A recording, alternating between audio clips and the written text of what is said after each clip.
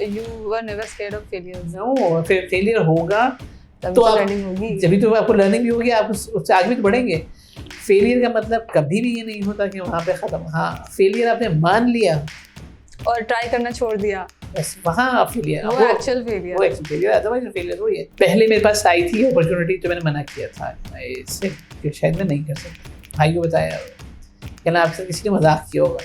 अच्छा, उन्हें यकीन नहीं कि अपॉर्चुनिटी. हाँ, रिजर्व में है वो तकरीबन 2 साल की सैलरी है. Oh my god, amazing. So you worked on funds for university and you worked on this open door policy for students. वो बच्चे जब किसी ऑर्गेनाइजेशन में जाएंगे या जिन ऑर्गेनाइजेशन के साथ होंगे, उन्होंने उनको ऑटोमेटिकली पिक करना है कि भाई ये बच्चे जो हैं यहाँ पे बड़े ज़बरदस्त बच्चे होते हैं, बड़ा काम कर रहे हैं.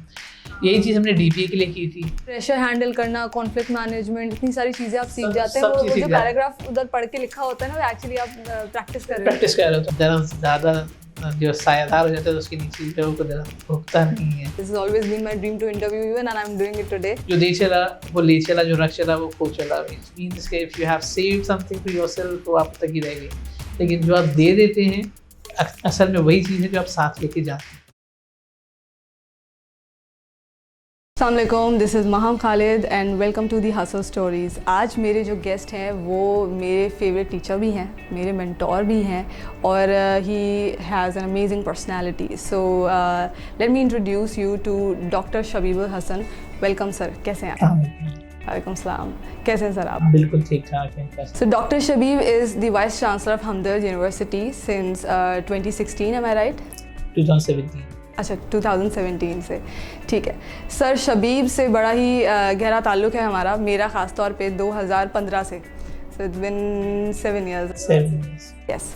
तो सर शुरू से शुरू करेंगे. हसल का जो विज़न है वो यही है कि हम जो स्टूडेंट्स हमें देख रहे हैं वो हमारी ना सिर्फ प्रोफेशनल लाइफ से बल्कि पर्सनल लाइफ से भी जो हमारे टफ़ डिसीजंस होते हैं उससे हम उनको इंस्पायर कर सकें. बिकॉज़ ऐसा होता है कि अ लॉट ऑफ टाइम्स हम जो कॉन्वर्सेशंस करते हैं वो हमारी करियर रिलेटेड होती हैं, प्रोफेशंस रिलेटेड होती हैं, लेकिन जो लोग ऊपर तक पहुँचे हैं उनकी सिर्फ प्रोफेशनल लाइफ नहीं होती, उसमें अ लॉट ऑफ टाइम्स आपकी पर्सनल लाइफ में बहुत इंपॉर्टेंट और बहुत टफ डिसीजंस होते हैं जो आप लेकर निकले होते हैं, जिसके बारे में लोगों को पता नहीं होता. So let's discuss from the beginning. कहाँ से पढ़ा आपने? मेरी स्कूलिंग लिटिल फॉक्स स्कूल से थी, बोरसाने सादी. उसके बाद फिर मैंने ऑक्सफोर्ड हाई स्कूल से मैट्रिक किया. आपको स्कूल खैर नहीं है, ट्यूशन कंप्यूटर स्कूल में था. उसके बाद फिर इंटर जो है वो आदिलजी से रही. फिर उसके बाद Karachi university, department of public administration. तो आपने बैचलर्स और मास्टर्स वहाँ से किया? मैंने बैचलर्स और मास्टर्स वहाँ से किया. इसके अलावा बीच में थोड़ी मेरी इंगेजमेंट ICMA और CIMA के साथ भी थी, लेकिन चूँकि फिर मैंने यूनिवर्सिटी ज्वाइन कर लिया मास्टर्स के बाद, तो फिर वो कंप्लीट मैं नहीं कर सका. आपने कहाँ पे MPA किया था, लेकिन इसके अलावा मेरे ICMA से मैंने स्टेज 2 किया था, लेकिन कंप्लीट नहीं किया. इसको मेंशन नहीं करता क्योंकि मेरे ग्रेजुएशन जॉब स्टार्ट होता है. अच्छा, ओके. तो सर अपने ही इंस्टीट्यूट में आपने फिर पढ़ाया भी. सो मतलब कैसा लगता है कि जहाँ से आपने पढ़ा वहाँ आपने पढ़ाया? अच्छा, इसके दौरान बल्कि आपने बाहर जाके भी पढ़ा, राइट? मैंने जो अपनी स्टडीज़ के दौरान स्पेशली आफ्टर इंटरमीडिएट मैंने एक इंस्टीट्यूट से नहीं पढ़ा. मैंने ड्यूअल रहा मेरा. जैसे मैं इस वक्त मैं अपना बैचलर्स कर रहा था, उसके साथ मेरा जो है वो कंप्यूटर हार्डवेयर का डिप्लोमा हमने उसमें किया था, वो साथ चलता रहा. फिर उसके बाद जब मैंने ग्रेजुएशन कंप्लीट की तो फिर पोस्ट ग्रेजुएट डिप्लोमा साथ चला, उसके साथ फिर मास्टर्स, फिर ACMA भी साथ. तो वो मल्टीपल ऑर्गेनाइजेशन के साथ मैं एसोसिएट तो रहा. हमेशा ये अच्छी फीलिंग होती है जहाँ से आपने पढ़ा वहीं पे आप उसको पढ़ा रहे हैं, तो वो एक फीलिंग ही अलग होती है और अटैचमेंट ही अलग होती है जो आप वैसे बयान नहीं कर सकते. उसके बाद जब मैंने पढ़ाना शुरू किया, देन आई रियलाइज़ कि जो है वो मैं यहीं पढ़ रहा हूँ, यहीं से पढ़ा रहा हूँ और यहीं से मैंने पढ़ा है. तो शायद किसी स्टेज पे जाके मुझे ये लगे कि जो है वो मेरा एक्सपोजर वो नहीं है, मेरी वो अंडरस्टैंडिंग नहीं है जो यहाँ से बाहर कुछ होगी. यहाँ रोज़ स्टूडेंट्स आते हैं, वो मुझे बड़ा अप्रिशिएट कर रहे हैं, सब कुछ कर रहे हैं, लेकिन at the end of the day जब वो 2 साल बाद 4 साल बाद मुझसे मिलेंगे तो कहेंगे इन्होंने तो बहुत बुकिश मुझे चीज़ें पढ़ाई थी, इन्होंने वही बहुत लिमिटेड नॉलेज थी. तो I need to move out from here. और उसके बाद फिर मैं UK गया अपनी स्टडीज़ के लिए, ताकि जो मैं सिर्फ इस हवाले से कि मेरे पास वो एक्सपोजर्स हो कि मैं बात कर सकूँ. मैं सिर्फ यहीं पे नहीं था, मैं यहाँ से बाहर का एनवायरनमेंट भी जानता हूँ। किसी भी टीचर के लिए उसके पास रिच एक्सपीरियंस होना ज़रूरी है। अगर वो रिच एक्सपीरियंस उसके पास नहीं है लाइफ के, तो वो सही से अपने स्टूडेंट्स को मोल्ड नहीं कर सकता। वो उनको वो चीज़ें नहीं दे सकेगा जो उन स्टूडेंट्स को चाहिए उस पॉइंट इन टाइम पे जैसे वो यूनिवर्सिटी में पढ़ने के लिए आते हैं। अगर वो रिच एक्सपीरियंस उनके पास होंगे टीचर्स के पास, तो फिर वो बच्चों को दे सकेंगे। यूनिवर्सिटी की education is about how you be dealing with yourself. उसमें बुकिश नॉलेज नहीं होनी चाहिए। बुकिश नॉलेज का पोर्शन बहुत कम होना चाहिए। उसमें अपने सेल्फ एक्सपेरिमेंट्स हैं, आपके प्रैक्टिकल्स हैं, आपकी चीज़ों के बारे में अंडरस्टैंडिंग है, आपकी चीज़ों के बारे में एक्सप्रेशंस हैं, आपका कॉन्फिडेंस है, ये सारी चीज़ें मैटर करती हैं। मैं ये बात इसलिए कह रहा हूँ कि जब यूनिवर्सिटी में स्टूडेंट आता है तो ऑलरेडी 14 ईयर्स 16 ईयर्स एजुकेशन ले चुका होता है। अंडरस्टैंड के बुक पढ़नी कैसे है, समझनी कैसे, वो सारी चीज़ उसके पास होती है। अब उसको अप्लाई कैसे करना है, अपने साथ रिलेट कैसे करना है, अपने साथ कैरी कैसे करना है, एट टाइम्स जिस वक्त सिचुएशन अराइज हो उसके बारे में फैसले कैसे कर सकते हैं, वो चीज़ उसको उस वक्त यूनिवर्सिटी में जो सिखाने की ज़रूरत है। स्पेशली अगर हम बात करें मैनेजमेंट साइंसेज या सोशल साइंसेज के बारे में अगर बात करें, तो वहाँ पे तो ये बहुत इंपॉर्टेंट है कि एज एन इंडिविजुअल आप कैसे डेवलप हुए हैं या कैसे अपने आप को पोर्ट्रे करते हैं सोसाइटी में। तो यूनिवर्सिटी एजुकेशन इस वाले से होनी चाहिए। इस चीज़ के लिए टीचर का जो है वो एक्सपोजर लेवल, उसके एक्सपीरियंस जो है ज़्यादा होने चाहिए, रिच होने चाहिए, तब वो बच्चों को सही अंदाज से। तो sir going back to that decision, जब आपने कहा कि आपने ICMA में एडमिशन लिया और फिर आपने बीच में छोड़ दिया, सो अ लॉट ऑफ टाइम्स जब लोग स्टार्ट कर देते हैं तो फिर लोग ये सोचते हैं कि अब तो शुरू हो गया है, अब तो इसको कंटिन्यू करना है या कंप्लीट करना है या यही है सिर्फ। और आपने कहा कि आप साइमल्टेनियसली और भी चीज़ें सीख रहे थे, पढ़ रहे थे, तो how was the reaction of your father और योर पेरेंट्स के अभी तो शुरू कर लिया ICMA, तो छोड़ क्यों रहे हो फिर?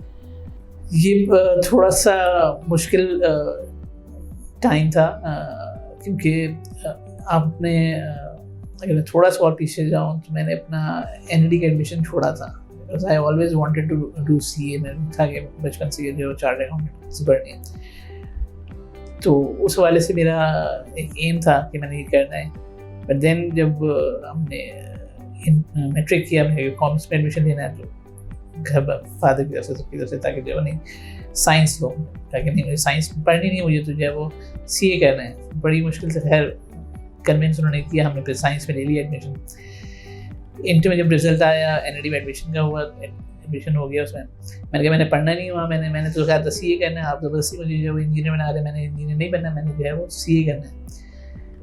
वहाँ पर मैंने फैसला अपने हाथ में लिया और मैंने जो है वो NLD का एडमिशन छोड़ के मैंने कहा मुझे CA करना है। मैंने BCom स्टार्ट किया, इस साथ में आर्टिकलशिप करूँ और ये सारी चीज़ करूँ।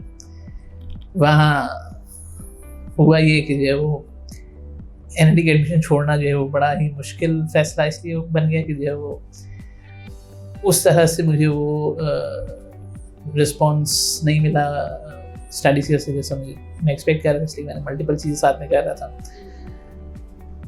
फिर सबकी तरफ से ये सुनने को मिलना कि जो वो मैं इस वाले से ये यहाँ पे मेंशन कर दूँ कि मेरा BCom का रिजल्ट आया शायद अल्लाह ताला की तरफ से था। We are always been a position holder in school. फिर उसका मैट्रिक में अच्छा रिजल्ट था, इंटर में अच्छा रिजल्ट था। BCom मेरा रिजल्ट बहुत ख़राब है पार्ट 1 में। तो वो फैसला जो था पार्ट 1 में जब आया तो अच्छा इत्तेफाक हुआ, तो रीज़न कुछ भी हो या अल्लाह ताला ने वो एक सबक सिखाना हो कि जो है वो आप गलत इस पर वो कह रहे हैं।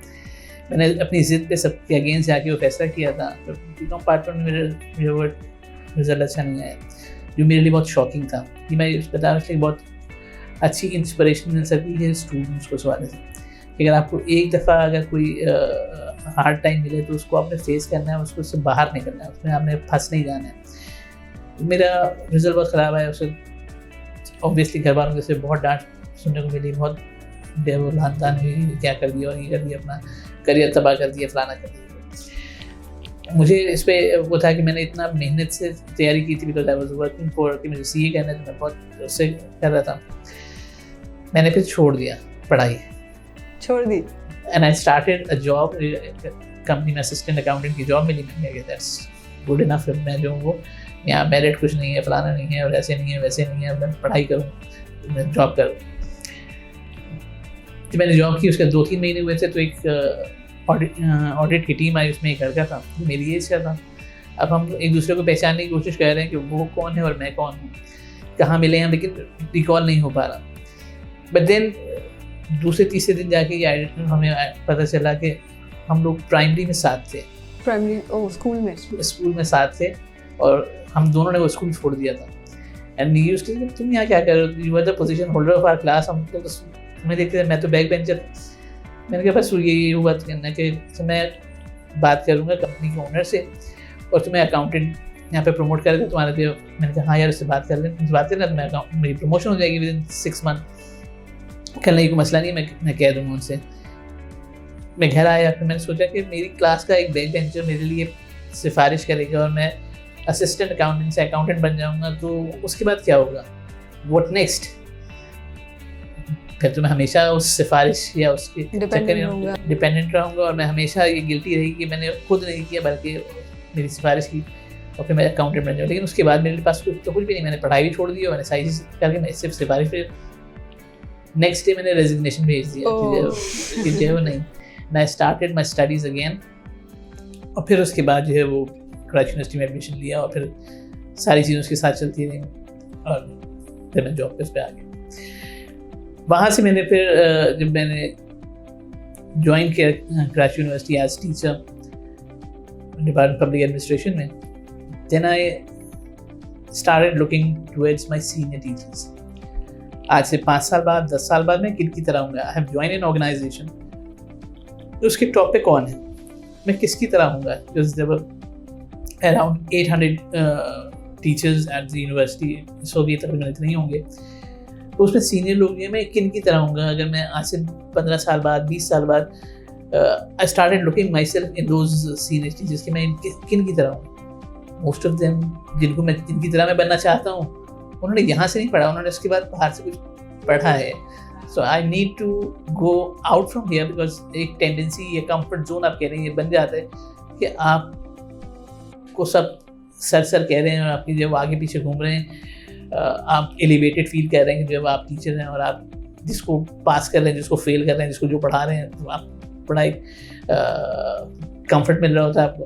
तो उसी में मैं स्टेक रहा हूँ, पैसे भी आप कमा रहे हैं, वाह भी आपकी हो रही है, तो बस you stay there that position. I said no, ये सिर्फ वक्त ही होगा।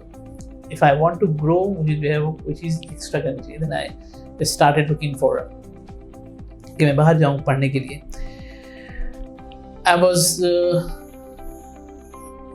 the second, दूसरे नंबर पे घर पे हूँ, मेरे पास भाई और नीचे। अब फादर को मैं ये नहीं कह सकता तो मुझे जो है वो पैसे दें ताकि मैं पढ़ने जाऊँ, इसलिए जो है वो पहले ही एक फैसला मैं वो कर चुका था जो मैं अपनी मर्जी से कर चुका था।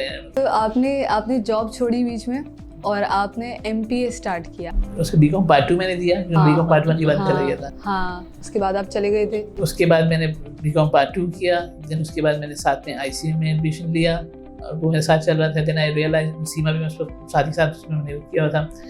उसका स्टेज 1 जब हो गया सीमा का स्पेशली, तो मैंने जब स्टेज 2 की तैयारी कर रहा था, देन आई रियलाइज कि मैं शायद खुद से नहीं कर सकूँ, I need some kind of learning. फिर मैंने MPA में एडमिशन लिया, जब स्टेज 2 में था, और ICM में मेरा स्टेज 1 था।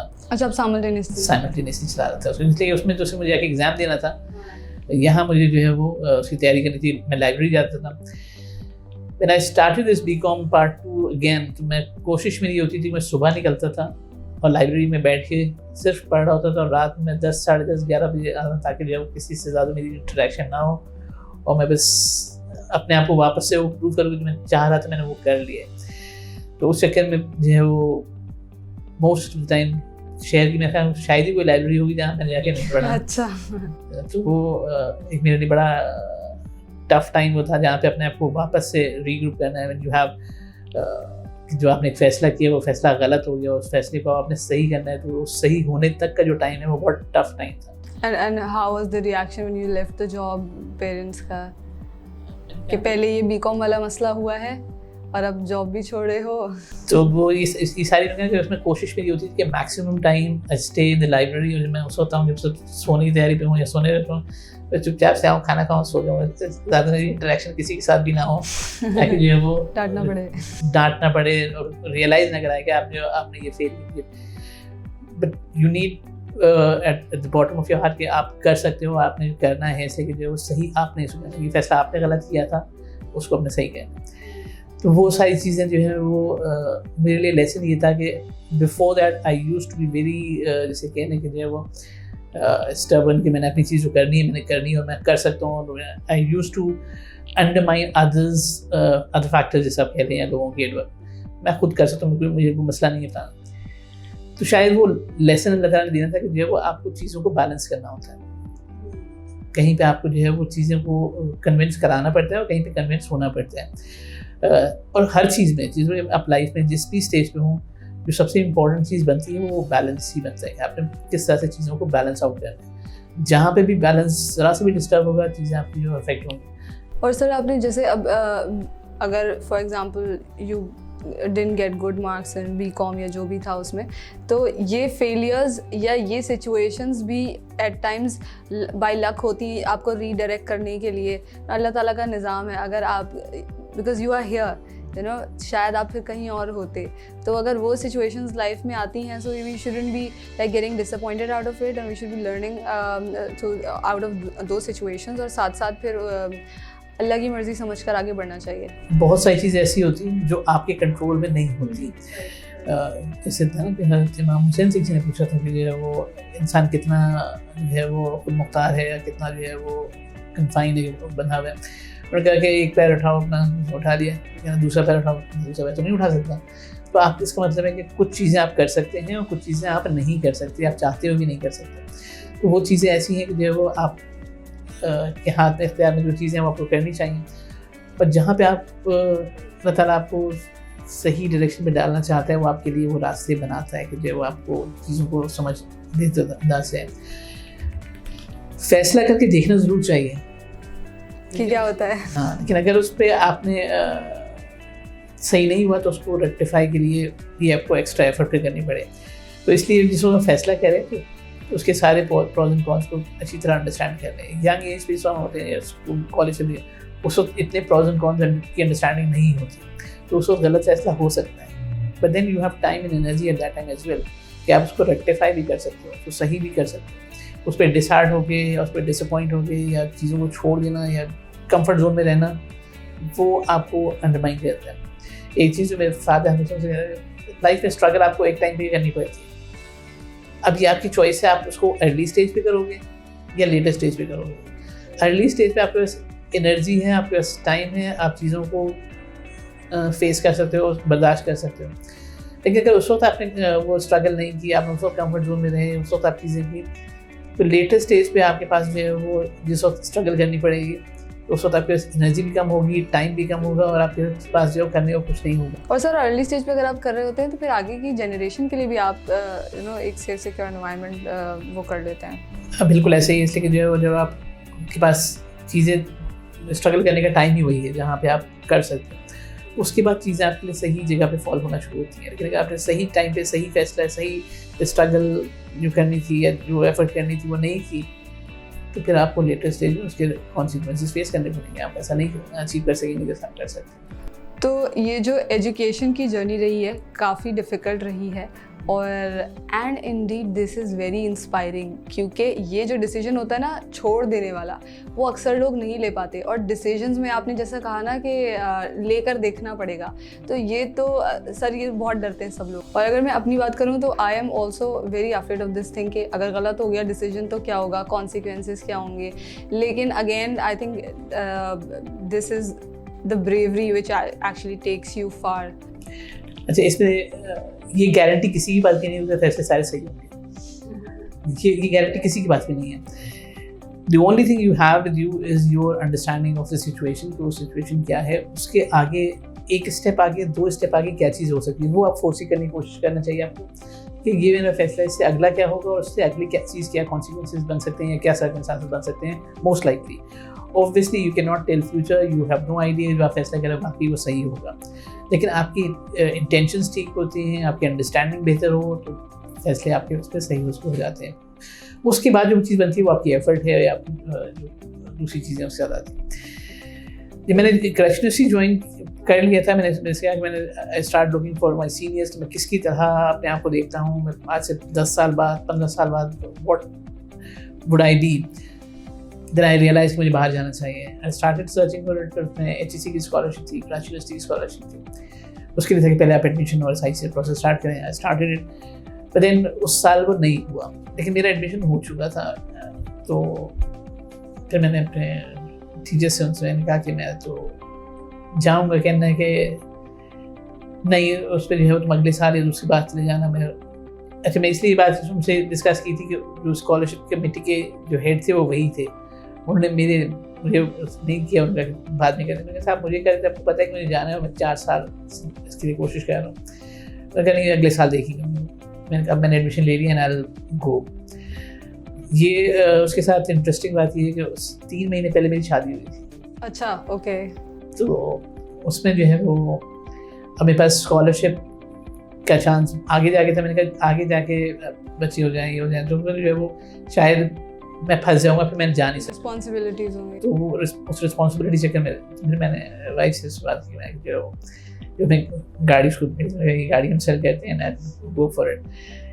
वापस आके जो है वो हम गाड़ी दोबारा ले लेंगे, लेकिन ये टाइम दोबारा शायद मेरे पास नहीं आ सकेगा, मैं उसको जाके स्टडी कर सकूँ बाहर से। And I am thankful to wife supported, 100% support उसको कि ठीक है आप कर लें। फादर की तरफ से मदर की तरफ से वैसी सपोर्ट थी कि हमेशा से एक ड्रीम था कि बाहर पढ़ने जाऊँ, और ये चीज़ें कि हम 4 साल से फिर हो गए। मैं कहा ठीक है जाए, वाइफ की तरफ सपोर्ट है। लकीली ये भी रहा कि उस पूरे टाइम पे जितने टाइम मैं स्टडी के लिए बाहर रहा, फिर used to be with my family, तो मुझे उसमें भी इत्मीनान रहा कि उसने वो वाले जो प्रॉब्लम्स होते हैं कि ये हो रहा है, ये हो रहा है, ऐसे हो रहा है, तो वो मेरी मदर और मेरी वाइफ दोनों ने इस वाले से बहुत ज़्यादा सपोर्ट किया कि वो सारी चीज़ें जो मेरे पास कोई प्रॉब्लम मुझे वहाँ पे फेस करने को नहीं मिली एज सच कि मुझे फैमिली से ही मसला आ रहा है और ये मसला है। पहले मैं पढ़ने के लिए वहाँ पहुँच गया, तो मेरा एडमिशन हुआ था कास्ट बिजनेस स्कूल में। फीस लेके तो फीस उसकी जो है वो काफ़ी ज़्यादा थी उस वक्त मेरे, और उसमें स्कॉलरशिप का रोल नहीं था। जब मैंने अप्लाई किया तो आई वाज थिंकिंग कि स्कॉलरशिप मिल जाएगी तो कर लेंगे उसको, लेकिन जब मैं वहाँ पहुँच गया ये अंदाज़ा हो गया कि ये फ़ीस तो बहुत ज़्यादा है जो मैं अपने उस पर नहीं कर सकता। एंड जो गाड़ी बेस की जो मैंने पैसे पास थे, जो सेविंग पास थी, वो हार्डली जो है वो कास्ट बिजनेस स्कूल के आधा सेमेस्टर की फ़ीस बनती थी। मैंने कहा ये तो मैं शायद नहीं कर सकूँ, आ तो गया हूँ। एंड वन मोर थिंग, जिसको मैं जा रहा था तो मुझे जो मेरे सीनियर टीचर्स ने कहा कि इस तरह से जा रहे हैं, ये 3 महीने से ज़्यादा वहाँ टिक नहीं सकते, ये वापस आ जाएगा। ओह क्यों? Because the amount of money involve और जो स्ट्रगल है, फिर शादी के फ़ौरन बाद जाना और वहाँ सेटल होना, ये नहीं कर सके, ये वापस आ जाएगा। तो सर जिस टाइम आप वहाँ पे थे, लाइक फाइनेंशियली कौन सपोर्ट कर रहा था फिर वाइफ को? उसमें आ जाऊँ तो जब मैं वहाँ पहुँच गया, अब उसके बाद जो है वो now I have to work, और उसके साथ पैसे भी करने हैं और जो है वो चीज़ें उस पर करनी है। कराची यूनिवर्सिटी से ये सपोर्ट रहा कि जब आप स्टडी लीव पे जाते हैं तो आपको जो है वो बेसिक सैलरी आपकी मिल रही होती है, तो यहाँ पे जो है वो वाइफ के लिए मुझे पैसे भेजने का इतना इशू नहीं था। अब मुझे जो कुछ करना है, मुझे खुद सर्वाइव करना है और अपनी फीस पे करनी है। तो I started looking for other universities where I can afford the fee. फिर मैंने मुख्तलिफ यूनिवर्सिटीज़ में तो एक यूनिवर्सिटी ऑफ ईस्टलैंड मैंने फाइनल की, जिससे कि उसकी फ़ीस रिलेटिवली कम थी और उसको मैं आसानी से अफोर्ड भी कर सकता था। और उसके बाद जो है वो मैंने जो सस्ती यूनिवर्सिटी मेरे घर के जहाँ मैं लंदन में रह रहा था, उसके घर के डिस्टेंस नहीं था, तो मुझे ट्रैवलिंग कॉस्ट भी मेरी जो है वो उस पर कवर हो। वहाँ पे 2 ऑप्शन फिर बने। लोगों ने कहा कि जितने पैसे हैं अभी ना करें, आप पहले जॉब करके पैसे सेव कर लें और उसके बाद पढ़ लें। मैंने कहा नहीं, काम मैंने नहीं करना, इसलिए कि जो है अगर मैंने पैसे सेव किए तो आई हैव अ जॉब, जब मेरे पास पैसे जमा हो जाएंगे मैं कहूँगा वापस जाऊँ और वापस जाके जो है वो पैसे जो कहीं इन्वेस्ट कर दूँ और सही चीज़ करूँ। मैंने कहा नहीं, मैं यहाँ पढ़ने के लिए आया हूँ, तो मैं सिर्फ फोकस मेरा उधर ही है। मैंने फिर ये किया कि जो मेरे पास पैसे थे उसमें फ़ायदा ये हुआ कि जो मेरे पास सेविंग और पैसे थे वो 1 सेमेस्टर की फ़ीस के लिए काफ़ी थे यूनिवर्सिटी इस्लाम। तो मैंने वो पैसे जमा करा दिए। ये पैसे पहले सेमेस्टर का पता था, आगे का फिर आगे का देखेंगे। मैं स्टार्ट लुकिंग फॉर जॉब, जो मुझे नहीं मिल रही थी। मैं बड़ा परेशान हो गया, जॉब मिल नहीं रही है उस हवाले से। तो फिर मैंने अपनी मदर को फ़ोन किया, मैं बहुत अब थक गया हूँ, तो जॉब मिल ही नहीं रही, वैसा ही नहीं हो रहा, रास्ते ही नहीं बन रहा। तो उन्होंने कहा कि परेशान ना हो, सब चीज़ हो जाएगी, घबराओ नहीं। लिटरली उनका फ़ोन बंद हुआ है और मुझे जो है वो कॉल आई ऑर्गेनाइजेशन से, जो है वो आप हमारे पास आपने अप्लाई किया था तो हम आपको जॉब ऑफ़र कर सकते हैं, आप ज्वाइन करना चाहेंगे? मैं बिल्कुल ज्वाइन करना चाहूँगा। उनका टाइमिंग जो है उसकी जो है 5:30 बजे से सुबह और 8:30 बजे तक। मैंने कहा बिल्कुल आई गो फॉर इट। लोकेशन उन्होंने बताई है, मैं उस वक्त मेरी रिहाइश ईस्ट लंदन साइड पे थी और वो लोकेशन जो थी वो वेस्ट लंदन। मेरे साथ में रूममेट भी था। कहना है कि आपने ओके तो कर दिया, जाएंगे कैसे? इसलिए कि यहाँ ईस्ट में आप हैं और वेस्ट में जाने के लिए आपको 5:30 बजे सुबह के लिए पहली ट्रेन लेनी पड़ेगी जो 5 बजे चलती है। ओके। तो मैंने कहा कि चला जाऊँगा, कोई इशू नहीं है। कहना है कि जो है वो फिर आपको यूनिवर्सिटी वापस ईस्ट पे आना पड़ेगा, तो आपकी ट्रैवलिंग तो नहीं बन जाएगी। मैंने कहा कि मेरे पास कोई और रास्ता नहीं है। तो कहना ठीक है। मैंने कहा ओके, कोई जॉब मेरे पास होनी चाहिए। तो खैर स्टार्ट करी। उस ऑर्गेनाइजेशन में एडवांटेज ये था कि वो हाईएस्ट पर आवर जो है वो रेट वो देती था उसकी जॉब। मैंने कहा इसलिए मेरे लिए ओके, ठीक है, थोड़ा बहुत ट्रैवलिंग। और दूसरे दिन या तीसरे दिन मेरे पास कॉल आई एक और ऑर्गेनाइजेशन से कि जो है वो आपने अप्लाई किया हुआ था, हम आपको जॉब ऑफर करेंगे। तो वो जो है ईस्ट लंदन में साइड पे थी, नॉर्थ ग्रीनिच में। वो टाइमिंग उसकी थी शाम 5 बजे से रात 11 बजे तक। मैंने कहा मैं करूँगा। अच्छा, आप दोनों चला रहे थे? दोनों जॉब मैंने ओके कर दी। तो क्योंकि मेरी अपनी सेविंग सेकंड सेमेस्टर के लिए जो मुझे अपनी सेविंग जो अर्न करनी थी, और बीच में मेरा यूनिवर्सिटी का टाइम था, मेरे साथ जो रूममेट और घर में जो उन्होंने दिया हुआ था उसमें साथ जो लोग, कहने सर नहीं हो सकता, इंसान है, मशीन नहीं है। मैंने मेरे पास टाइम नहीं, क्या बीमार पड़ जाएंगे। मैंने कहा कि मेरे पास जो कुछ है वो यही टाइम है, इसलिए जो मुझे टाइम वो नहीं कर सकता। और वो अल्लाह ताला का कहना ऐसा हुआ कि चीज़ें जो हैं वो सही उसमें फॉलन होती थी। मैं सुबह 5 बजे निकलता था, 5:30 से 8:30 यूनिवर्सिटी किया, फिर 9 बजे से जॉब की, फिर 9 बजे यूनिवर्सिटी पहुंचा, वहाँ से 4 बजे फ्री होकर जो है वो 5 बजे दूसरी जॉब पे पहुंचा, वहाँ से रात 11 बजे तक जॉब की, फिर 11:30 पौने 12 बजे तक घर पहुँचे, सोए, सुबह उठ के फिर जो है वो। And what kind of jobs were they? जो मेरी मॉर्निंग वाली जॉब थी वो न्यूज़पेपर्स, मैगजीन्स, वो स्टोर, टेस्को स्टोर है, उसमें जो है वो उनका कॉर्नर था, उसमें उसको डिस्प्ले करना, उसका ऑर्डर देना, उसको ऑर्डर को रिसीव करना, जो सेल नहीं हुआ उसको वापस रिटर्न करना, उसकी समरी बनाना, वो सारी चीज़ें नहीं करना होता था। तो इसके लिए सुबह सुबह अच्छा रीडिंग हैबिट्स वहाँ वैसे ही बहुत ज़्यादा, तो हर कोई न्यूज़पेपर ज़रूर पढ़ता है, मैगजीन ज़रूर पढ़ता है, और जो बुक्स वगैरह लॉन्च हो रही हैं या मूवीज़ लॉन्च हो रही हैं, वो सारा कॉर्नर आपके पास है। तो बड़ी इंटरेस्टिंग सी जॉब इसलिए थी कि जो तमाम न्यूज़ में पता चलती थी, कौन से मैगजीन आ रहे हैं, पढ़ने को मिल रहा है, ये सारी चीज़ साथ साथ अपना जो करना पड़ता, तो वो उस कॉर्नर को आपने सारा जो है वो मैनेज करना, तो वो एक अच्छी जॉब थी। वहाँ से फिर मैं जब यूनिवर्सिटी पहुँचा तो जो है वो रास्ते में कुछ भी ऐसे जो है वो चलते फिरते अपने खा लिया। वहाँ पहुँच के बेसिक था कि टाइम जो है बहुत कंस्ट्रेंट थी, आपको जल्दी जल्दी सारे अपने काम करने रास्ते में। तो वो मेरी यूनिवर्सिटी स्टार्ट होती थी, यूनिवर्सिटी में क्लास के टाइम जो भी टाइम मिलता था वो हम लाइब्रेरी और लैब्स वगैरह में। Were you cooking for yourself? सारे काम आपके पर्सनल काम भी तो आपको करने पड़ते होंगे? वो सब जो वीकेंड पे जो टाइम मिलता था उसमें ये सारे काम उसके होते थे। कुकिंग के लिए ज़्यादा इशू इसलिए नहीं बनता था कि जो चीज़ होती थी वो चलते फिरते खाते पीते आप चले जाते, रास्ते में खा लिया। Okay okay. कहीं से जूस ले लिया, कर लिया, कहीं पे जो सैंडविच ले लिया, चले गए। तो वो अच्छा इत्तेफाक की बात ये है कि जो फिर मेरे साथ जो हम लोग स्टूडेंट सारे रह रहे थे, उनमें से जो है वो 2 कराची यूनिवर्सिटी के थे। अच्छा, ओके। वो वैसे पहले से जानते थे, उन्होंने कि जो सर आप परेशान हो, हम आपके लिए जो मेरे हिस्से के काम होते थे, जैसे रूम की सफाई है या जो है वो लॉन्ड्री है या दूसरी चीज़ें, वो लोग कर देते हैं, आप परेशान हो उसमें। तो वो सपोर्ट अल्लाह ताला ने वैसे दी। उनके इसके अगेंस्ट ये होता था कि उनके जो असाइनमेंट्स वगैरह होते थे वो उनकी में बनाए थे उनको। ये अच्छी सपोर्ट है काफ़ी। तो ये एक दूसरे के साथ उसमें चीज़ें मैनेज हो जाती। और शाम वाली जॉब? शाम वाली जॉब मेरी जो थी वो मेरी स्टार्ट तो थी बहुत ऑड सी थी। उसमें था कि मुझे जो है वो स्टोर था, एक डिपार्टमेंटल स्टोर, उसमें चीज़ों को जो उस पर सेल पॉइंट पे लोग लेके आते थे, उसमें जो रिटर्न हुआ वापस रखना पड़ता था शेल्फ में। तो आई स्टार्टेड विद दैट। उसके बाद जो है वो इनिशियली उन्होंने मुझे सिर्फ 4 घंटे की जॉब दी थी वीक में।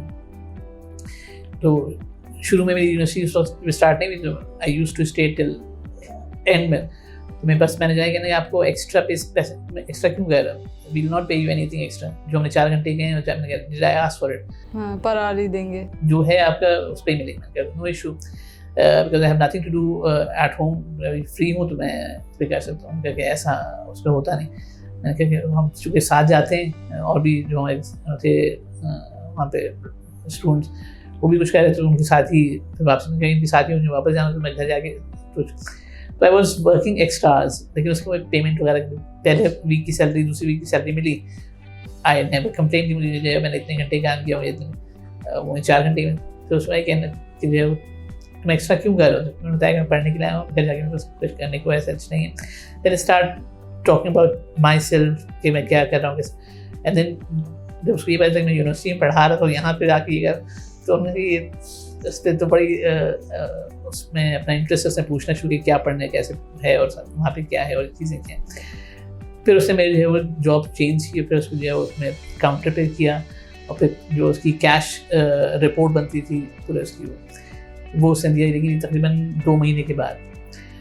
तो वो उसने मुझे बाद में बताया कि हमने पूरा 2 से 3 हफ्ता मॉनिटर किया कि आप करते क्या हो, चीज़ें यहाँ पे किस तरह करते हो, क्यों एक्स्ट्रा कर रहे, फलाना कर रहे हो। एंड देन वी रियलाइज कि जो है वहाँ हमें जो वो ऑनेस्टी और सारी चीज़ें सिंसियरिटी नजर आई अपने काम के साथ। They give me that task. वो सब मुझे ऐसा लगता है कि जो वालिदैन की और लोगों की दुआएं थी कि जो चीज़ें खुद ब खुद सही जगह पे फॉल करती हैं, और उसमें जो है वो मुझे सपोर्ट ही मिला कि मैं अपनी फ़ीस के लिए पैसे एक्यूमुलेट कर सकूँ। उस दौरान बहुत टफ इस हवाले से था कि जो आप सुबह 5 बजे लेने के लिए आपको घर से 5 बजे निकलना, सर्दियों में जो बर्फ़ पड़ी हो या ठंड हो। सर शुरू में तो मोटिवेशन रहती है ये सारी चीज़ों के लिए, 8-10 दिन भी मैं ज़्यादा बता रही हूँ, दूसरे तीसरे दिन होता है यार चलो अब टाइम निकालें, छुट्टी कर लेते हैं या एक जॉब कम कर लेते हैं, तो वो सर डीमोटिवेट या कभी नहीं है।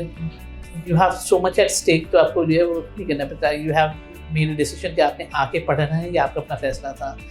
You had gone through a bad decision previously, आपको ये भी जस्टिफाई करना था कि यू ऑलवेज हैव दिस कुछ करके दिखाना है, तो इसलिए जो है वो फेलियर का ऑप्शन नहीं है। हाँ। फिर लोगों ने ये कहा कि 1 महीने 3 महीने वापस आ जाएगा, तो वो अगेन गलत प्रूफ करना है उनको भी करना है। फिर आपके पास ही एक चांस मिला है। हाँ। If you lose this one, you won't be getting second chance. You have to make most of it. तो इसलिए वो keep on motivating. जैसे times जब आप कर रहे होते हैं तो आपको फील होता है कि जो वो नहीं, क्या फ़ायदा, वहाँ पे जॉब तो है, but then वो जॉब की क्वालिटी क्या होगी अगर मैं वापस चला गया तो। और फिर आप बाकियों से अलग कैसे होंगे? तो ये सारी चीज़ें जो आपके पास स्टेक पे इतनी सारी चीज़ें होती हैं, आपको उससे फिर सोचने का भी मौका नहीं हुआ कि जो है वो नहीं मैं छोड़ दूँ और वापस चला जाऊँ। Always have to prove myself कि मैं सही हूँ। एडवांटेज इस सवाल से था कि मेरी जॉब टीचिंग की साइड पे थी और मैंने उसी फील्ड को परस्यू किया था। तो जो क्लास में डिस्कशन हुई थी, I was always part of the discussion कि जो चीज़ें मेरे पास हैं कि ऐसे मैंने ये चीज़ ऐसे होती है, ऐसे होती है, ऐसे होती है।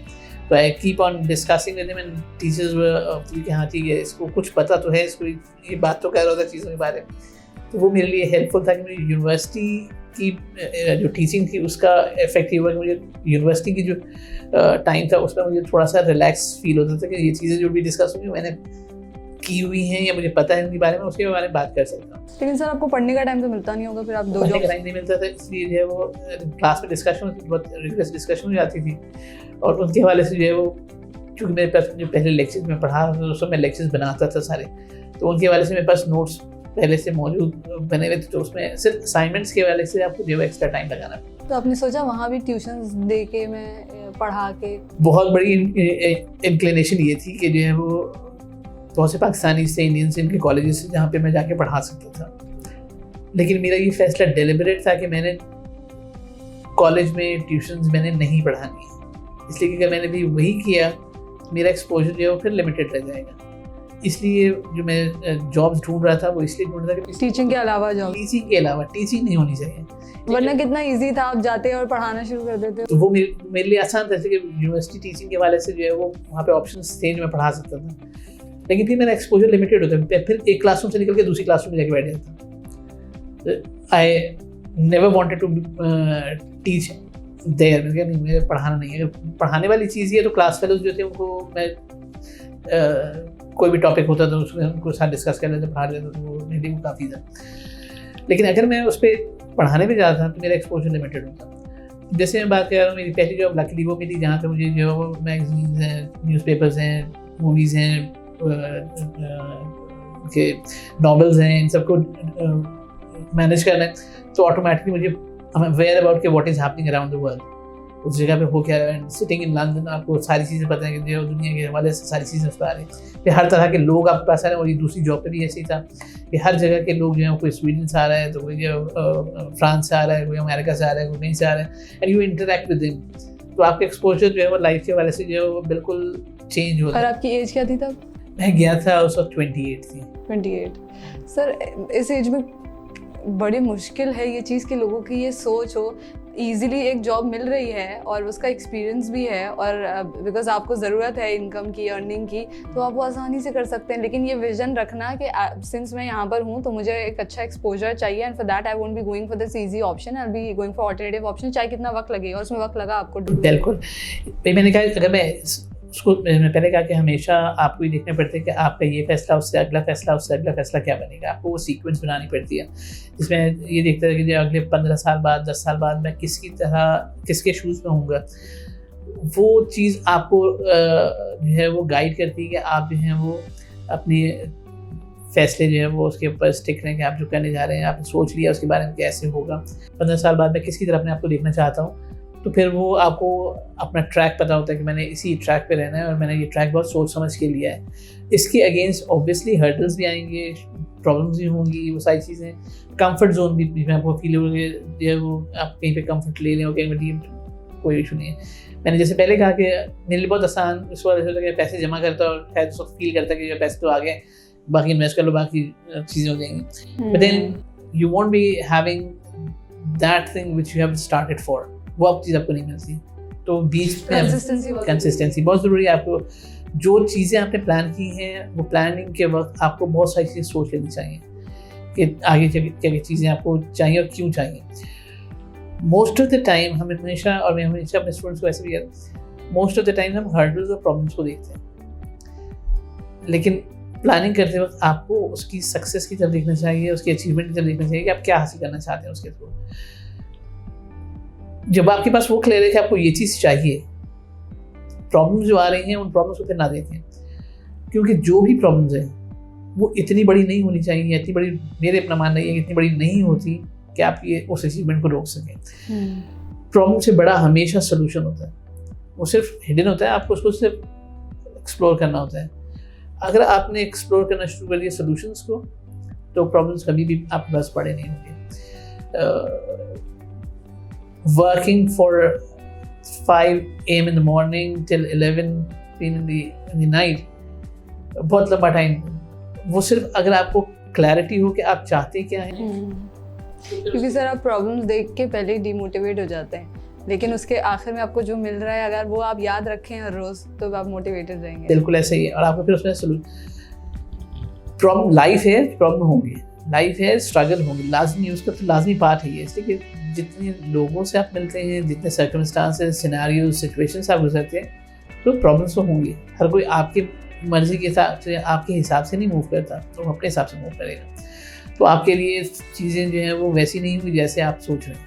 But then you have to keep on finding कि इसमें सिर्फ बाहर निकलना कैसे है, ultimately where you want to reach आपने पहले ही आइडेंटिफाई कर लिया कि यहाँ मैंने पहुँचा। अब उसके रास्ते दाएँ बाएँ आगे पीछे हो सकते हैं, एक रास्ता बंद होगा तो दूसरा रास्ता आपने कहीं ना खड़ा होगा। और जैसे हम कहते हैं, हमारा तो जैसे बिलीफ है कि अगर एक रास्ते बंद करते हैं 10 रास्ते खोलता है। 10 रास्ते ढूंढना तो हमारा काम। हाँ, ये इन इटसेल्फ पैगाम है कि प्रॉब्लम से बड़ी सोल्यूशन होती है। अगर प्रॉब्लम एक दरवाज़ा है जो बंद है, तो सोल्यूशन 10 दरवाजे हैं जो खुले हुए हैं, आपने उसको ढूंढना है। तो इंस्टेड ऑफ उस बंद दरवाजे के ऊपर ही खड़े रहें, try to find an alternate कि उसमें से आप कैसे बाहर निकल सकते हैं। And who was that person जिसका आप कहते हैं कि मैंने सामने अपनी टीचर्स को देखा and envision myself कि मैं अगले 10 साल के बाद यहाँ आऊँगा या इनके किसके जैसा होऊंगा? Who motivated you for that? इसमें किसी एक इंडिविजुअल के हवाले से मैं इस पर नहीं जाता। Always try to look the positives in every individual, चाहे वो कोई भी उस हवाले से मुझे नजर आए कि हाँ इसका जो है बात करने का अंदाज अच्छा है, इसके पास एक्सपीरियंस ज़्यादा है, इसकी पर्सनैलिटी ऐसी है, इसकी ड्रेसिंग ऐसी है, इसकी कम्युनिकेशन ऐसी है, इसकी नॉलेज ऐसी है, यू टेक, क्योंकि हर इंसान में वो पॉजिटिव चीज़ होती है जो आप पिक करनी चाहिए, नेगेटिव भी होंगी उसको आपको जरूर करना चाहिए। And the moment you start doing it, आपके लिए रास्ते खुद ब खुद निकलना शुरू हो जाते हैं कि आपने उन पॉजिटिव चीज़ों को देखा और चीज़ें उसके रास्ते आती हैं। तो मैं एक इंडिविजुअल को वैसे नहीं देखूँ कि जो इसकी वजह से जो एक मोटिवेशन जिसको आप कह रहे हैं उसमें सबसे ज़्यादा ये थी, तो ये वजह कि जो है वो मदर की जो है दुआएं में साथ हुई, and I have to prove myself that I am a proud son of my father, कि जो मैंने एक फैसला उनके अगेंस्ट उसमें किया था, आई हैव टू प्रूव कि मैंने उनको ये दिखाना है कि जो है वो मैंने उनके लिए जो है वो चीज़ ये तो उसमें की, एंड दैट हैज़ अल्लाह ताला ने जो दिखाया भी कि जो है वो चीज़ें अचीव हुई हैं, एंड फील प्राउड कि जो मैंने चीज़ें ऐसी। सर ये एक बड़ा अहम पॉइंट है कि अ लॉट ऑफ टाइम्स हम पेरेंट्स के अगेंस्ट, मे बी वो गलत वर्ड हो, लेकिन होता है कि हमारे ओपिनियंस डिफरेंट होते हैं, तो वो डिसोबीडियंस में काउंट हो जाता है, होता है टेम्पररी बेसिस पे होता है, लेकिन अक्सर हम गलत नहीं होते। अब जैसे आपने कहा कि मैंने उनके अगेंस्ट जाके वो डिसीजन लिया था, या आपका डिफरेंट ओपिनियन था, आप डिफरेंट ट्रैक पे थे, वो टेम्पररी बेसिस पे तो शायद उनको हर्ट किया होगा, बट लॉन्ग टर्म में जब आपने खुद को प्रूव कर लिया, नाउ माशाल्लाह very successful, you must be very happy seeing you this successful, तो वो सिर्फ एक्चुअली ये नहीं होता कि मेरा डिसीजन सही था, एक्चुअली आप ये भी प्रूव करते हैं कि आपकी इंटेंशन सही थी। पेरेंट्स के अगेंस्ट जाना कभी इंटेंशन नहीं होती, because not just for youngsters, this is not just for youngsters, for their parents as well, and I really want to give this message कि जो भी पेरेंट्स देख रहे हैं कि अगर आपके बच्चे किसी ट्रैक पे हैं, you also need to be very broad minded about it, कि maybe they are on the right track, maybe the consequences can be good. ज़रूरी नहीं है कि जो पेरेंट्स बोल रहे हैं, पेरेंट्स गलत नहीं बोल रहे होते, बट एक इंडिविजुअल के जो इंटरेस्ट होते हैं वो उसे ज़्यादा पता होते हैं रादर देन किसी और के। अच्छा, ये थोड़ी सी चीज़ मैं इस पर कहना चाहूँ, पेरेंट्स से ज़्यादा आपके लिए जो सिंसियर कोई नहीं होता। बिल्कुल बिल्कुल सही। जो इंटेंशंस उनकी होती हैं आपके लिए, वो उनसे ज़्यादा सिंसियर इंटेंशंस किसी की नहीं हो सकती। जिस वक्त हम यंग एज में होते हैं उस टाइम पे हमारे पास एनर्जी ज़्यादा होती है, और उसको जो है वो हमें लगता है कि हम ही सही हैं, और उस वाले से जो हम फैसला करेंगे, जो मैं सोच रहा हूँ वो नहीं सोच सकते, but we tend to forget कि इस दौर से वो भी गुजरेंगे, and the only thing they want कि आप वो गलतियाँ ना करें जो उनसे हो गई हैं, या वो मिस अचीवमेंट्स ना हो आपके लिए जो उन्होंने फील की हैं, इसलिए बाज़ औक़ात जो है वो उस अंदाज़ से चीज़ों को देख रहे होते हैं। वो जो एक इंसिडेंट जहाँ मैंने अगेंस्ट किया, उसके बाद से मैंने हमेशा कोशिश की जैसा कह रहे, भले वो गलत हो, ठीक है, गो फॉर इट। उसके बाद मैंने कभी इनकार नहीं किया कि आप ये कह रहे हैं ठीक है, मेरे हिसाब से इसको ऐसे होना चाहिए, लेकिन आप कह रहे हैं चले ठीक है, गो फॉर इट। थोड़ा सा करने के बाद अगर उनको लगता है कि बाकी वो सही कह रहे हैं, मैंने कहा ठीक है। फॉर इंस्टेंस, इवन मेरी शादी हुई तब भी मैंने ये कहा था, मुझे नहीं देखना, जहाँ करना है जैसे करना है, दैट्स टोटली योर डिसीजन। और अल्टीमेटली होता भी है कि आपको उस इंडिविजुअल के साथ अंडरस्टैंडिंग डेवलप करना पड़ती है, बहुत सारे कॉम्प्रोमाइज़ होते हैं, बहुत सारी अचीवमेंट्स होती हैं, बहुत सारी स्ट्रगल्स होती हैं, बहुत सारी सक्सेस होती हैं, वो सारी चीज़ें मिल के चलती हैं। तो उसमें चाहे मैं उसको देख के करूँ या पेरेंट्स देख के करें, अल्टीमेटली ये सारी चीज़ें काउंट करेंगी, जहाँ पे आपको एक दूसरे की अंडरस्टैंडिंग है, कॉम्प्रोमाइज़ है। आपकी अरेंज मैरिज थी? Total arrange. आपने देखा नहीं था? सर ये तो बहुत खतरनाक बात है। नहीं, कोई खतरनाक नहीं, that's only relates to trust, कि आपको अपने पेरेंट्स पे ट्रस्ट होना चाहिए, वो चीज़ जो करेंगे वो बेहतर होगा। और अगेन, चाहे आप खुद से पसंद करें या पेरेंट्स करें, जैसे कहा कि ultimately it's about understanding, it's about compromises, it's about taking things forward, वो सारी चीज़ें होती हैं। तो दोनों सूरत में हम ये बिलीव करते हैं जिसको मैंने पसंद किया तो उसके साथ मेरी अंडरस्टैंडिंग आसानी से हो जाएगी, लेकिन अगर ऐसा होता तो सारी लव मैरिज सक्सेसफुल होती हैं, ऐसा नहीं है। तो वो डिपेंड करता है कि आप कितनी अंडरस्टैंडिंग है और सामने वाला कितना अंडरस्टैंडिंग है। जो फैसला आपके पेरेंट्स ने किया वो भी इसी कॉन्टेक्स्ट में होगा कि आपकी मैरिज सक्सेसफुल होगी, आपके साथ बेहतर अंडरस्टैंडिंग होगी, इसलिए कि आपको आपके पेरेंट्स से ज़्यादा कोई नहीं जानता। सही बात है। आपके वो टाइम भी उनको पता है जिस टाइम का आपको होश नहीं है, तो इससे ज़्यादा बेहतर कोई नहीं जान सकता आपको। हाँ, उसके साथ हम ये ले लेते हैं, अच्छा आपने की थी ना तो इसलिए ये हो गया। जो बंदा है उसकी अपनी एक सोच है, अपनी अंडरस्टैंडिंग है, आपने उसके साथ वो अंडरस्टैंडिंग डेवलप करनी है। सर वो फेलियर तो फिर क्या अरेंज मैरिज क्या लव मैरिज दोनों में होता है। तो असल चीज़ वो अंडरस्टैंडिंग और जैसे ना कि दूसरों को साथ लेके चलना, कॉम्प्रोमाइज़ और ये सारी चीज़ें साथ चलती हैं, उसके लिए ये अलग चीज़ है। तो मेरे केस में ये था, मैंने कहा अब जो फैसला करना है आपने कहना है, जैसे करना है, I will go for it, कोई इशू नहीं है। सर आप तो माशाल्लाह आप खुद भी पेरेंट हैं and you have kids and daughters, माशाल्लाह लवली डॉटर्स। तो what if some time, I don't know if they have rebelled up till now, but what if they rebel, how will be your reaction, what will be your reaction? उसके लिए जैसे अभी भी मेरा अपना ये है कि आई टॉक टू देम, हम दोनों का ख्याल हमेशा कन्विंस कर दो, कन्विंस हो जाओ। बच्चों से बात ज़रूर करो और उस पर जो है वो अंडरस्टैंडिंग डेवलप करने वाली बात है। जिस वक्त बच्चे को, अगर आपने रिबेलियस वाली बात आप कह रहे हैं, हमने कोशिश हमेशा ये की बच्चों को जो कुछ सिखाना है वो उनको अर्ली से 5 ईयर्स 6 ईयर्स 7 ईयर्स तक जो बेसिक अंडरस्टैंडिंग उनके हवाले से वो डेवलप उनके साथ हो जानी चाहिए। मेरा इंटेंशन बाहर रुकने का भी इसलिए नहीं था कि जो वो मैं स्टडीज़ कर रहा था तो उस दौरान मेरी बड़ी बेटी यहाँ पे, तो मैं उसको वहीं था। देन आई रियलाइज मुझे वापस जाना है, इवन दो कि उस वक्त मेरे पास जॉब ऑफर थी जो मेरी यूनिवर्सिटी मेरे प्रोफेसर की कंसल्टेंसी फर्म थी, ये आस्क्ड मी कि जो तुम यहाँ रुक जाओ और जॉब में स्टार्ट यहाँ से कर लो। मैंने कहा ठीक है, I will stay for 2 years. कहना 2 ईयर्स नहीं, फिर यहाँ पासपोर्ट नहीं रुकना पड़ेगा। मैंने कहा नहीं। तो कहना तुम्हारे यहाँ से लोग आने के लिए परेशान होते हैं, मैं तुम्हें मैंने कहा I have no inferiority complex, whatever I am, जैसा भी मैं हूँ, जहाँ जब हूँ, मैं अपने बच्चों को भी ऐसे ही चाहूँगा। इसलिए आपको कभी ख्याल नहीं आया कि मैं रुक जाता हूँ, फैमिली को यहाँ बुला लेता हूँ, we might have better lifestyles here?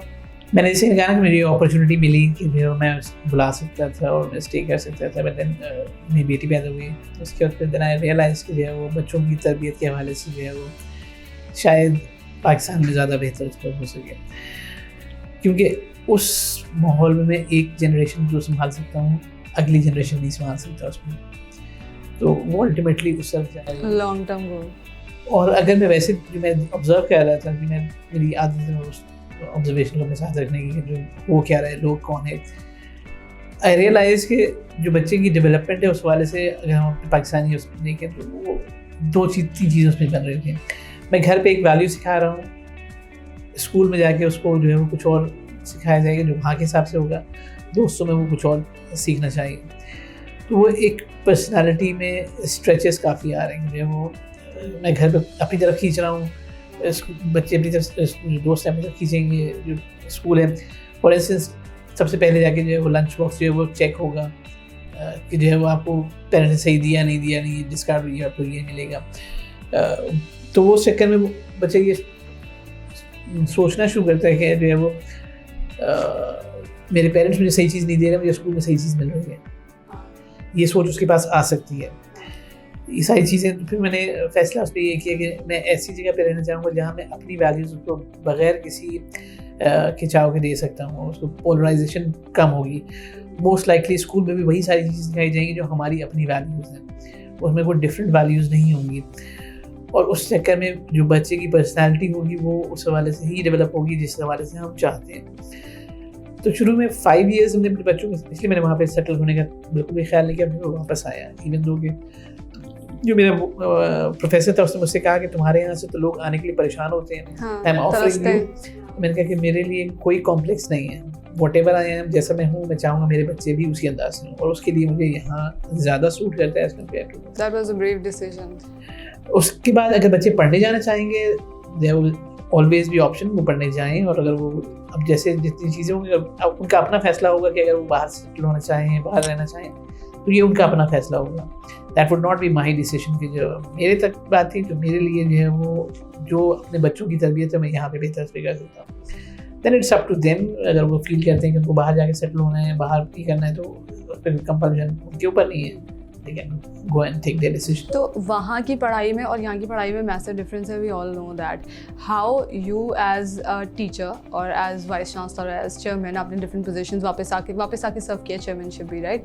तो पढ़ाई में फ़र्क है बिकॉज ऑफ कोर्स टीचर्स यहाँ पे पढ़े हुए होते हैं, वहाँ की टीचिंग बिल्कुल डिफरेंट है, वहाँ के कोर्स आउटलाइंस डिफरेंट हैं, you know better about it. तो आप किस तरह से उसको यहाँ पे इम्प्लीमेंट करने की कोशिश कर रहे होते हैं? देखिए, जो मेरी अप्रोच रही वापस आने के बाद स्पेशली, वो ये रही कि क्लासरूम एक्टिविटीज़ एक चीज़ है, क्लासरूम के बाहर की एक्टिविटीज़ भी उतनी ही इम्पोर्टेंट है, जो अनफॉर्चुनेटली हमारे यहाँ उसको वैल्यू नहीं दी जाती.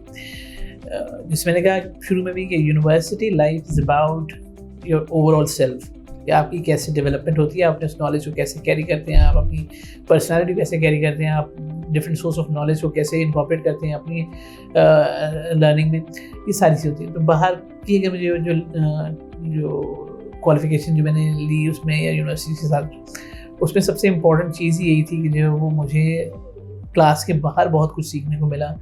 एंड वहाँ पे जो वे ऑफ टीचिंग था वो भी इस तरफ इंक्लाइन था कि आपने जो है वो अपनी चीज़ें जो है वो एक्सप्रेस करनी है, जो अनफॉर्चुनेटली हम यहाँ पे कम करते हैं. स्पेशली अगर मैनेजमेंट साइंसेज की साइड पे देखूँ तो जो पढ़ा दिया गया है वही आएगा, जो बुक दे दी गई बस इसी में से, जो नोट्स दे दिए गए, जो हैंड आउट दे दिए गए, उसी में सारी चीज़ों की उसी को याद कर लो. Whereas if you want to learn, तो आपके पास दो सोर्सेज ऑफ लर्निंग है जो आप सब कर सकते हैं, एक अपने एक्सपीरियंसेस से और एक दूसरों के एक्सपीरियंसेस से. बिल्कुल सही बात है. हम अनफॉर्चुनेटली करते ही हैं कि दूसरों के एक्सपीरियंसेस को जो है मेमोराइज करवाते हैं, उन्हें उसी को रिप्रोड्यूस कर दो, और फिर डिस्टेंस आता है जब आपको खुद पता नहीं कि उसको अप्लाई कैसे करना है. When you go into organisation, फिर वो कहते हैं आप इसको अप्लाई करें, हमने तो कभी किया नहीं, तो वो कॉन्फिडेंस लेवल पर लो होता है. ये मेजर डिफरेंस है जो हम देखते हैं. सॉफ्ट स्किल्स डेवलप करना, मैं इसको सॉफ्ट स्किल एग्जैक्टली नहीं कहता, मैं तो overall about your self, how you would be carrying your self, understanding situation, वो सारी चीज़ें. उसमें हम अगेन उसको फिर यही कोशिश करते हैं जहाँ जो हमारे पास अनफॉर्चुनेटली है कि सेशंस करा दो, सॉफ्ट स्किल ट्रेनिंग करा दो, देन अगेन उसको फिर क्लासरूम बिठा दिया आपने, उसको फिर उस चीज़ को करने के लिए वापस से आप जो क्लासरूम में अगर आप बिठा रहे हैं तो फिर प्रैक्टिकली वो चीज़ प्रैक्टिकली कर रहे थे. So it is about like volunteering in different events or activities, या internships हो गई, या simultaneously jobs हो गई कहीं पर, और institute से बाहर निकल कर. Exactly. पहले फिर हम कहते हैं क्लास से बाहर निकलो, and I used to do it. अगर कोई भी स्टूडेंट है क्लास के बाहर आप क्या चीज़ कर रहे हो, अगर वो कुछ लेके आए तो ठीक है सर, अगर नहीं हुआ तो so what, फेल हो गया तो क्या हो गया, लाइफ डजंट एंड देयर. वो चीज़ें करेगा, उसके ज़हन में अगर कोई ख्याल आया कि मैं इस चीज़ को ऐसे कर सकता हूँ, वी शुड इनकरेज कि जाओ जाके करो. उसमें फेलियर हो सकता है, उसमें प्रॉब्लम्स हो सकती हैं, and he would face it and would have first hand information कि इसके अंदर ये प्रॉब्लम होंगी. जब वो नेक्स्ट एक्टिविटी करेगा तो उसके पास वो एक्सपीरियंस अपना खुद भी आ चुका है. अब उसको उसने वो किताब जो पढ़ी वो भी पता है, उसको अपना भी एक्सपीरियंस पता है, वो दोनों को मिक्स करेगा and would carry himself, rather than मैं उसको क्लासरूम में बैठ के उठाऊंगी जो है वो ऐसे बात करनी है और ये करना है और ये होगा और यूँ होगा, तो फिर वो पहले नहीं कर रहा है. Let him do it. और यूनिवर्सिटी लेवल पे जो एजुकेशन है स्पेशली उसमें होना ही चाहिए कि उसको आपको फ्री हैंड देना चाहिए, जाओ और जाके करो, बात करना है बात करो. आई यूज्ड टू से कि पैसे नहीं है मेरे पास, बच्चे अगर कुछ कहते थे कि जैसा इवेंट कर रहे हैं. आई रिमेंबर इवेंट्स जब आप करवा रहे होते थे, फर्स्ट ऑफ ऑल आपने एम्पावर किया कि करना है, and literally I have experience, मैंने तो बहुत लेट एक्सपीरियंस किया जाके, बट आई एक्सपीरियंस दिस कि जब हम वो एक्टिविटीज़ कर रहे होते हैं, उसमें पार्टिसिपेट कर रहे होते हैं, बहुत एक्सपोजर मिलता है, बहुत कुछ सीखने को मिलता है, कॉन्फिडेंस बहुत बिल्ड, सेल्फ कॉन्फिडेंस सर इतना ज़्यादा इंपॉर्टेंट है इस सब में कि जब तक हम करते नहीं, हमें खुद पे भरोसा नहीं था कि हम आगे भी कर सकते हैं. Exactly. और बजट ज़ीरो है फिर भी करना है, तो वो हसान सर भी कहते हैं ना, you can do it without budget, you can do it with budget even. तो लेकिन फिर आप बाद में सपोर्ट कर देते थे जब हम फेल होते थे. वो आपको जिसे कहते हैं, मैं हमेशा एक बात ये कहता हूँ, I always put myself as the 12th man of the team.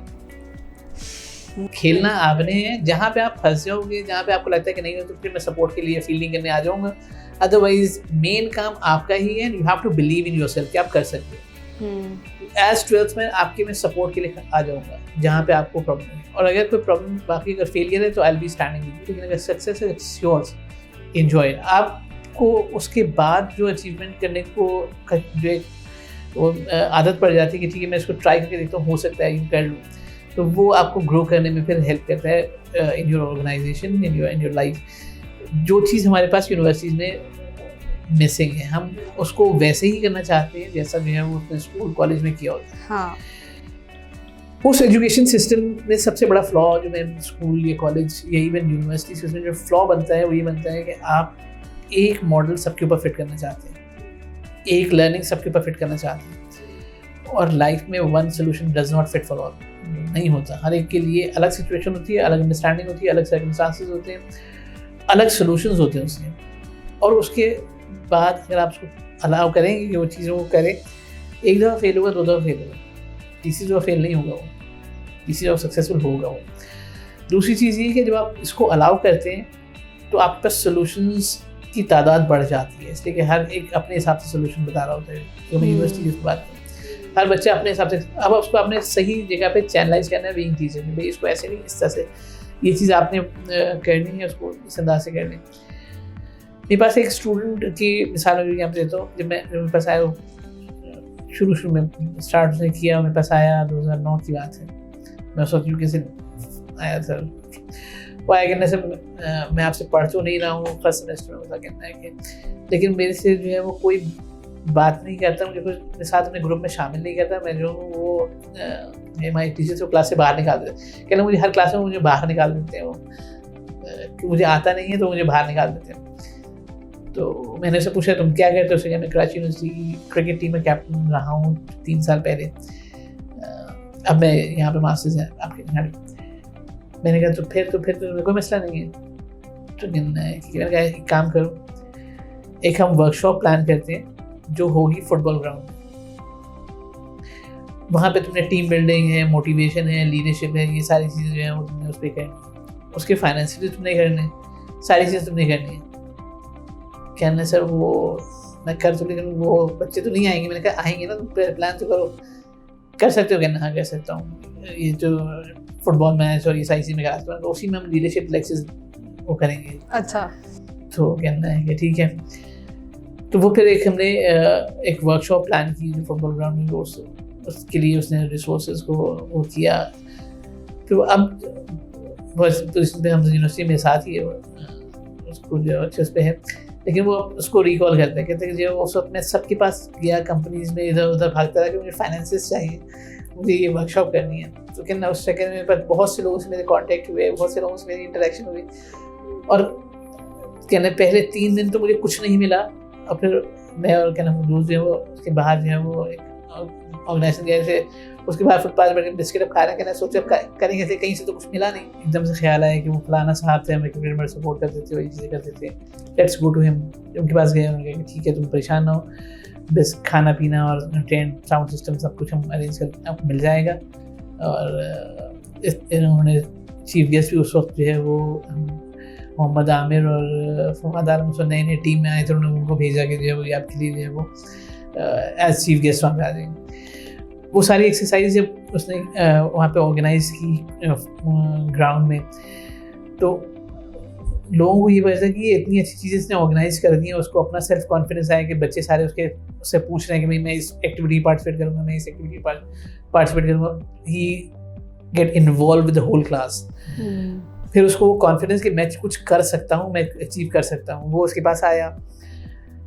फिर मैंने उसको ये बताया कि यही सारी चीज़ें आप ग्राउंड में कर रहे हो जो पढ़ाई जा रही हैं, आपने सिर्फ वो एग्जाम्पल्स पिक करनी है जो आपने फॉर इंस्टेंस लीडरशिप की आती है। You have to pick example from your examples, experience किया हुआ। हाँ। उसकी एग्जाम्पल वहाँ मेंशन करो कि फलाना लीडर ऐसा है, फलाना लीडर ऐसा है, फलाना लीडर ऐसा था, उसके साथ रिलेट करो आप सारी चीज़ों को। तो उसने रिलेट, उसके बाद कभी मेरे पास दोबारा नहीं आया कि जो है वो मुझे जो है वो इस सब्जेक्ट में मसला हो रहा है, इस सब्जेक्ट में मसला हो रहा है। Start relating his own experiences with these studies। वो बहुत अच्छा टॉपर नहीं, लेकिन जो है वो अपनी चीज़ें वो मैनेज कर ली। एक टीचर का रोल यहाँ आता है डायरेक्शन देने में, मतलब सिर्फ कोर्स या सब्जेक्ट या कोर्स आउटलाइन पढ़ाना नहीं होता। अब उसको पढ़ाई की नहीं, डायरेक्शन की ज़रूरत थी, एक्चुअली बुक्स की नहीं, डायरेक्शन की ज़रूरत थी, and you provided that direction। and lots of teacher, unfortunately I have to say this, but lacks this point कि वो डायरेक्शन पे बात नहीं, अगर एंड आई सीन दिस कि अगर वीक स्टूडेंट है ना तो उसको फिर वो इंपॉर्टेंस मिलती नहीं, जबकि सबसे ज़्यादा इंपॉर्टेंस मुझे लगता है कि हाँ वीक स्टूडेंट को मिलनी चाहिए। बिल्कुल ऐसे उसमें हमने एक और स्ट्रैटेजी रखी थी कि जब अपना एनुअल डिनर या एलुमनाई डिनर करते हैं उसमें उस बच्चे को रिस्पॉन्सिबिलिटी देते जिसने पूरे 3 साल या 4 साल में कुछ नहीं किया। तो उसमें एक दफ़ा हमने उस एक बच्चे को दिया जो क्लास में बैक बेंचर था। वो क्लास में ऐसा बच्चा था जिस पे सब हंसते थे और वो खुद भी फील करता था कि जो वो लोगों को उसको देख के हंसी आए तो उसको उसमें सेटिस्फेक्शन। तो मैंने कहा कि ये करेगा, अब पूरी क्लास हंसना शुरू किया, ये कहाँ से करेगा, तो करने से करेगा तो यही करेगा। अब उसने कहा मैं नहीं कर सकता, मैंने कहा मार्केटिंग तुम्हारे जिम्मे है, तो कहने लगा मैं नहीं कर सकता। मैंने कहा करना तो तुम नहीं है, मैंने असाइन कर दिया, ये मेरा मसला नहीं है। फिर मैं क्लास से बाहर आ गया, उसके रूम मेरे पीछे मेरे रूम में आया, कहना सर मैं हाथ जोड़ो मैं नहीं कर सकता। मैंने कहा क्यों नहीं कर सकते, तुम्हारे पास किसी चीज़ की कमी है? कहना नहीं। मैंने किसी क्लास में किसी से कम हो? तो कहना कि नहीं। मैंने क्या चीज़ ऐसी जो तुम कहते सर मैंने कभी किया नहीं। मैंने कहा किया नहीं तो क्या करोगे भी नहीं आगे? तो कहना है कि सर जब वो ऑर्गेनाइजेशन में जाऊँगा तब कर लूँगा। मैंने कहा बस समझो कि तुम ऑर्गेनाइजेशन में आ गए हो, तुम्हें करना है और पीछे तुम्हारे मैं खड़ा हूँ, जहाँ पे तुम्हें लगे कि नहीं हो सकता मुझे बता दो सर मुझसे ये नहीं हो रहा, मैं तुम्हारे साथ खड़ा हूँ, बट करना तुमने। वो मैंने कहा पहले सोचो कैसे करोगे, घर जाके सोचो, कल बात करेंगे इस पर। तो दूसरे दिन आया कहने से मैं 2-3 चीज़ें सोची कि ऐसे ऐसे भी हम कर सकते हैं। मैंने कहा बहुत सर ये चीज़ सोचाई थी और किससे, हालांकि वो बहुत ही वियर्ड से आइडियाज़ थे, लेकिन उसने कहा बहुत से यही चीज़ तो हमने स्टार्ट करना है। उसने स्टार्ट किया, हफ्ते भर डिस्कशन उसके साथ करते करते कि रिफाइन सर्टन आइडिया उसके आप इस पर स्टार्ट करते हैं।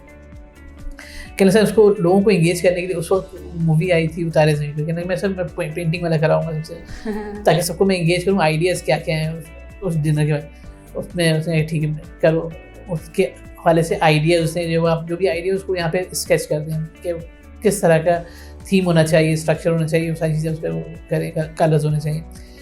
अपना उसका अपना आइडिया था ये कि उसकी वजह से पूरी क्लास उसके साथ वैसे ही ये जो गई कि जो करवाई हुई एक्टिविटी करवाई कि डिज़ाइनिंग कैसे होनी चाहिए, अब सब उसके साथ। अच्छा उसको ये लगा कि अब सब उसकी बात सुन रहे हैं, उसके साथ चलना शुरू हो गए। पहले तो ये था कि उसने ये आइडिया फ्लोट किया तो ये मैंने कहा नहीं ये बिल्कुल ठीक है, करना यही है। तो अब तो क्लास कहने लगा करना तो है ही, तो करना शुरू हुए तो ऑटोमेटिकली उसके साथ बचे ये जो फिर उसमें थीम किस तरह होना चाहिए, क्या होना चाहिए, ये सारी चीज़ उसने की। उस वक्त तो बच्चे ऐसा था बिल्कुल जिसे कहते हैं कि जो है वो अपनी ड्रेसिंग का ख्याल, अपनी चीज़ों का ख्याल बहुत ही जिसे कहते हैं कि उसका ड्रेसिंग और सारा पर्सनैलिटी जो बहुत ग्रूमिंग पे कभी बिल्कुल काम किया। इवन वो जो दांत भी साफ नहीं हुई, नहीं इस तरह की चीज़। लेकिन उसके बाद वो चेंज होना शुरू हुआ। उसको ये पता था कि मैं सामने हुआ, मैं पीछे नहीं हूँ, बैक बेंचर से शुरू हुआ। अब उसको ये कि मैं सामने मुझे आना है और मेरी पर्सनैलिटी मुझे जो सब देख रहे हैं, पूरी क्लास के जो बच्चे देख रहे हैं और मेरे साथ चलना चाह रहे हैं, तो फिर चीज़ें उसने चेंज करना शुरू की। इस वक्त वो रीजनल हेड है कंपनी के मार्केटिंग का। Oh my God. और वो हमेशा उसको मुझे फ़ोन करता। अच्छा उसने कभी सोचा नहीं होगा कि मैं मार्केटिंग चूज़ करूँ कुछ, आपने तो उसको एक अपॉर्चुनिटी दी थी। और वो मार्केटिंग में ही किया क्योंकि उसके पास वो स्किल थे कि वो लोगों के साथ बात कर सकता था, मजाक कर सकता था, हंसी कर सकता था, उसको पता था कि लोगों के साथ चलना कैसे है। एंड यू सॉ दैट, आपने रैंडम उसको नहीं उस जगह प्लेस किया था। उसके बाद वो चीज़ें थी जहाँ वो लोगों के साथ कनेक्ट हो सकते हैं, आप लोगों के साथ कनेक्ट हो सकते हो और आप क्रिटिसिज्म बर्दाश्त कर सकते हो तो आप एक्सेल कर सकते हो। जो क्रिटिसिज्म बर्दाश्त नहीं कर सकता तो फिर वो कन्फाइन रहता है छोटी जगह पे। तो आप अभी भी कहते हैं कि मैं उसने बल्कि उसको नई गाड़ी उसको मेरी फॉर्च्यूनर, तो कहने लगा सर मैं आपको उसमें बैठा के मेरी तो खुश तो कहना सर मैं शायद ये एक्सपेक्ट नहीं, वो बहुत ही लो हम्बल बैकग्राउंड से था, बहुत ही लो बैकग्राउंड से था। कहना कि मेरी जो लाइफ पूरी चेंज हुई, मेरे घर की पूरी लाइफ चेंज हुई है इस एक इंसिडेंट। वो चीज़ें इस अंदाज से चेंज होती हैं और वो असल सक्सेस बनती है। सर ये ब्रॉडर पर्सपेक्टिव चाहिए इसके लिए। अब आना क्लास में पढ़ाना और चले जाना, mostly I would say and I have seen this 80% teachers कहते हैं, very few people are there who come with this vision. क्योंकि आपका जो विजन है माशाल्लाह, फिर चाहे वो डिपार्टमेंट ऑफ पब्लिक एडमिनिस्ट्रेशन के लिए हो, मतलब कराची यूनिवर्सिटी के लिए हो या फिर हमदर्द के लिए हो, you always had this vision. और एक्चुअली उनका एक्सपोजर बढ़ाना, उनका सेल्फ कॉन्फिडेंस बढ़ाना, यहाँ पे आपने सिर्फ उसको एक अपॉर्चुनिटी दी और आपको पता था कि उसका शायद आइडियाज़ कुछ इतने खास भी नहीं है, बट आपने उसको मोटिवेट किया। सो ये जो है ना सिर्फ उनके सेल्फ कॉन्फिडेंस को बढ़ाने के लिए। बिल्कुल ऐसे ही है, सिर्फ कॉन्फिडेंस पे ही काम हम करते हैं कि उनका अगर कॉन्फिडेंस आ जाए, अपनी चीज़ों को वो एक्सप्रेस तो करना शुरू करें कि मैं ये कर सकता हूँ। ऑब्वियसली इनिशियली वो आइडियाज़ रॉ ही होंगे, बहुत ही इलॉजिकल भी होंगे, सब कुछ होंगे, बिकॉज उसको कभी वो एक चांस मिला नहीं है।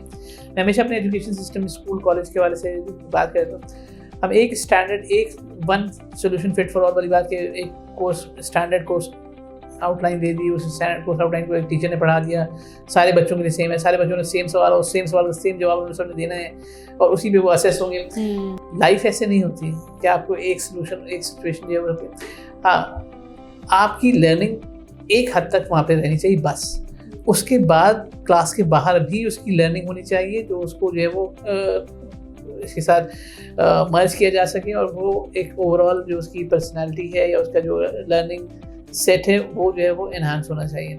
हम करते ये हैं कि जो क्लास में पढ़ा दिया, जो मैंने करा दिया, बस वही कंप्लीट है, इसके अलावा कुछ नहीं है। अभी भी टीचर्स उस वाले सोचते हैं कि जहाँ पे वो कहते हैं कि जो है वो हमने इसको ये पढ़ा दिया, इसको ये पढ़ लिया, ये रिप्रोड्यूस कर दिया इम्तहान में, बस दैट्स इट। और सर वो क्यूरियोसिटी को इनकरेज भी नहीं करते ना, क्वेश्चनिंग इनकरेज नहीं करते, और क्वेश्चन आ जाए तो the mind actually they don't like कि अगर कोई काउंटर क्वेश्चंस कर रहा है। वो इसलिए ना कि मैं अपने कंफर्ट जोन से बाहर निकलना नहीं चाहता। इस तरह की एक्टिविटी करने के लिए आपको अपने कंफर्ट जोन से बाहर निकलना है। जब सामने वाले को कहना है कि तुमने लेकर आना है चीज़ें, तुमने करनी है और उसको ट्राई करो, then you have to stand with that person extra. वो एक्स्ट्रा मैं करने के लिए तैयार नहीं हूँ। मैं तुझे वो इस क्लास से निकला, उस क्लास में, उस क्लास से निकला, उस क्लास में इस जगह मैंने इतना कमाया और जितने क्लासेस पढ़ाऊंगा उसके हिसाब से कमाऊंगा, तो वो फिर आप उस अर्निंग को नहीं देख रहे जो उस बच्चे की डेवलपमेंट के थ्रू होगी आपकी। बिल्कुल। तो वो आप नहीं देखते इसको। आप उस बच्चे को अगर वो सिखा देंगे कि जो चीज़ों को लेना कैसे है, लाइफ कैसे आगे बढ़ानी है, आपने चीज़ों को जो है वो अंडरस्टैंड कैसे करना है, एक्सप्रेस कैसे करना है, एग्जीक्यूट कैसे करना है, फीडबैक कैसे देना है, वो ग्रो होने का आपने तो चांस ही नहीं दिया। उसको चांस नहीं देने का मतलब ये कि आपने अपने लिए भी चांस नहीं क्रिएट किया। अगर क्लास में 30 बच्चे हैं और 30 बच्चों से आपने इनपुट लिया है तो आपको 30 डिफरेंट आइडियाज़ तो मिले, उनमें से ठीक है 5 आइडियाज़ आपके काम के होंगे, 2 आइडिया आपके काम को, 1 आइडिया आपके काम का होगा, लेकिन वो 1 आइडिया वो होगा जो आपने नहीं सोचा था। तो आपकी भी तो लर्निंग हो रही है उसमें। आप नहीं चाहते वो लर्निंग, आप चाहते हैं बस सिर्फ मैं जो बताऊँ वो जाके मैं बोलना शुरू करूँ और सब चुपचाप लिखते रहें और मैं क्लास से बाहर निकल जाऊँ। तो आपने अपनी चीज़ को थ्रो कर दी, वो 30 बच्चों की चीज़ इधर आई नहीं। हर बच्चा डिफरेंट होता है, डिफरेंट बैकग्राउंड से आता है, डिफरेंट एक्सपीरियंसेस से आता है, डिफरेंट अंडरस्टैंडिंग के साथ आता है, डिफरेंट आइडियाज़ के साथ आता है। आप उसको चांस दें कि वो चीज़ें वो एक्सप्रेस कर सके, तो वो आपकी जो एक्सप्रेशंस हैं उसको भी एक्सटेंड करेगा, अदरवाइज नहीं करेगा। तो जब आप टीचर्स हायर करते हैं, आप ये देखते हैं कि उनका क्या विजन इतना ब्रॉड है, क्योंकि अगर आपको क्योंकि ये आपका विजन है, बाकी टीचर्स का नहीं होगा। और being vice chancellor of Hamdard university, I don't no, मतलब ऑफ कोर्स हायरिंग आप नहीं करते होंगे, but when ever you think about changing the system, तो वो टीचर्स जिनका विजन इतना ब्रॉड हो वही फिर ग्राउंड लेवल पे वो चेंजेस कर सकते हैं। उसमें अनफॉर्चुनेटली हमारे पास चूँकि टीचर्स के हवाले से ट्रेनिंग मैकेनिज्म या ट्रेनिंग एनवायरनमेंट वैसे इतना इनरिच्ड नहीं है जहाँ पे आप कहें कि लोगों को जो वो आपको रेडीमेड मिल जाएंगे। हाँ, उसमें भी हम हायर करते हैं, उस वक्त भी सी के जो है वो उसकी अपनी experiences in terms of education या इन टर्म्स ऑफ उसकी एम्प्लॉयमेंट कहाँ रही है और किस तरह से रही है, and how he sees things. उसके बाद जब उसमें आ जाते हैं फिर हम उसके साथ डिस्कशन, मुख्तलिफ मीटिंग्स जब होती हैं तो ये अपना पॉइंट ऑफ व्यू वहाँ रखते हैं कि व्हाट इज़ आवर मोटिव, कि हम उसको किस अंदाज से चीज़ को लेकर करते हैं।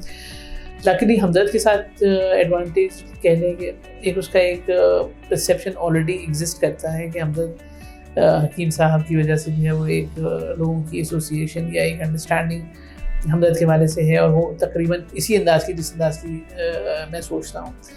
तो मुझे इसमें बड़ी खुशी होती है कि जो वो चीज़ जो मैं सोचता हूँ वो हकीम साहब पहले एग्जीक्यूट कर चुके हैं या उसके बारे में आइडिया रखते हैं, तो मुझे उसकी एग्जीक्यूशन में या उसको लोगों को बताने में बहुत आसानी होती है। मुझे सिर्फ ये कहना था भाई you always have to be focused on students. आप उन बच्चों पे फोकस करें, चीज़ें खुद ब खुद जो है वो सही हो जाएंगी। वरना नॉर्मली होता ही है कि मैं अपने आप पे फोकस करता हूँ, मेरा क्या फ़ायदा है इसमें।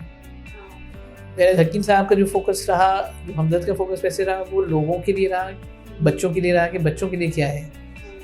मैं उनकी उस पर जब देखता हूँ कि मैं हमदर्द की, तो मेरे लिए बड़ी ज़बरदस्त लर्निंग थी। जो हमने इदारा सईद वहाँ देखा, इदारा सईद बनाया है जिसमें हकीम साहब की तमाम चीज़ें रखी गई हैं। उसमें उनका जो ज़ाती कमरा है वो भी है, और उसमें जितनी सादगी है, एक मैट्रेस सिर्फ है, बाकी तस्बीह, जानमाज, टेबल, किताबें और सिर्फ ये है। अपने लिए उन्होंने कुछ नहीं किया, अपने लिए कुछ नहीं किया। और जो अच्छा, मैं उसके अगेंस्ट में यूनिवर्सिटी में देखूँ, जो उनकी लगाई हुई चीज़ें हैं वो टॉप ऑफ द लाइन चीज़ें लगी हुई हैं। उस वक्त के हिसाब से भी जो टॉप ऑफ द लाइन थी वो उन्होंने लगाई, विच मीन्स कि जो बच्चों को देना है वो बेस्ट देना है। अपने लिए जो है वो तो अपनी ज़ात की नफ़ी या अपनी चीज़ों के हवाले से जो है वो अपने आप को पीछे रखना, दूसरों को आगे रखना, ये हकीम साहब उस इदारे की बुनियाद ही ऐसी रखी। मेरे लिए बहुत आसान हो गया चीज़ों को जो है वहाँ पे एग्जीक्यूट करना, कि जो है वही तो इस अंदाज से। और सर आपने शुरू से, मैंने मतलब हमदर्द से पहले भी I seen you giving opportunities to people, चाहे उनका एक्सपीरियंस हो या ना हो, बट ऑफ कोर्स उनकी इंटेंशन, मैंने देखा है कि जिन लोगों की इंटेंशन अच्छी होती है और जो वाकई करना चाहते हैं, भले ही वो लेस एक्सपीरियंस हो, आप उन्हें अपॉर्चुनिटीज़ दे रहे होते। तो सर आपको कभी ये नहीं हुआ है व्हाट इफ़ दे फेल, या उन्होंने ब्लंडर्स कर दिया बिकॉज आप उन्हें लेकर आए हैं? मैं उससे हमेशा जब बच्चों से जो नॉर्मल मुझसे सवाल करते थे रिस्पेक्टिव एनी एक्टिविटी, इस तरह में स्पेशलाइज कौन सा करें, इट्स योर डिसीजन, आपको फैसला करना है, आप बताएं। क्या ज़्यादा से ज़्यादा मैं ये ले लूँ, कहना है कि सर ये फेल हो गया, तो मैंने कहा ज़्यादा से ज़्यादा ये होगा, इससे ज़्यादा तो कुछ नहीं होगा। तो हमारे पास अनफॉर्चुनेटली होता ही है कि जो स्कूल, मैं बात पहले भी करना चाह रहा था, स्कूल, कॉलेज, यूनिवर्सिटी, हमारे एजुकेशन सिस्टम में हम बच्चों को डराते बहुत हैं। फियर ऑफ फेलियर जो है वो सबसे ज़्यादा इनकलकेट करते हैं। पढ़ो वरना फेल हो जाओगे, पढ़ो वरना फेल हो जाओगे, पढ़ो वरना फेल हो जाओगे। उसको एप्रिसिएशन कम और डराते ज़्यादा हैं फेलियर से।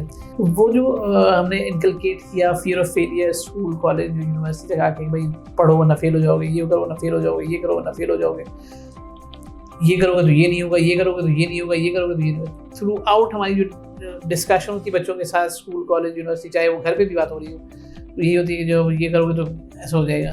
भाई ऐसा हो जाएगा तो क्या दुनिया ख़त्म तो नहीं हो जाएगी उसकी?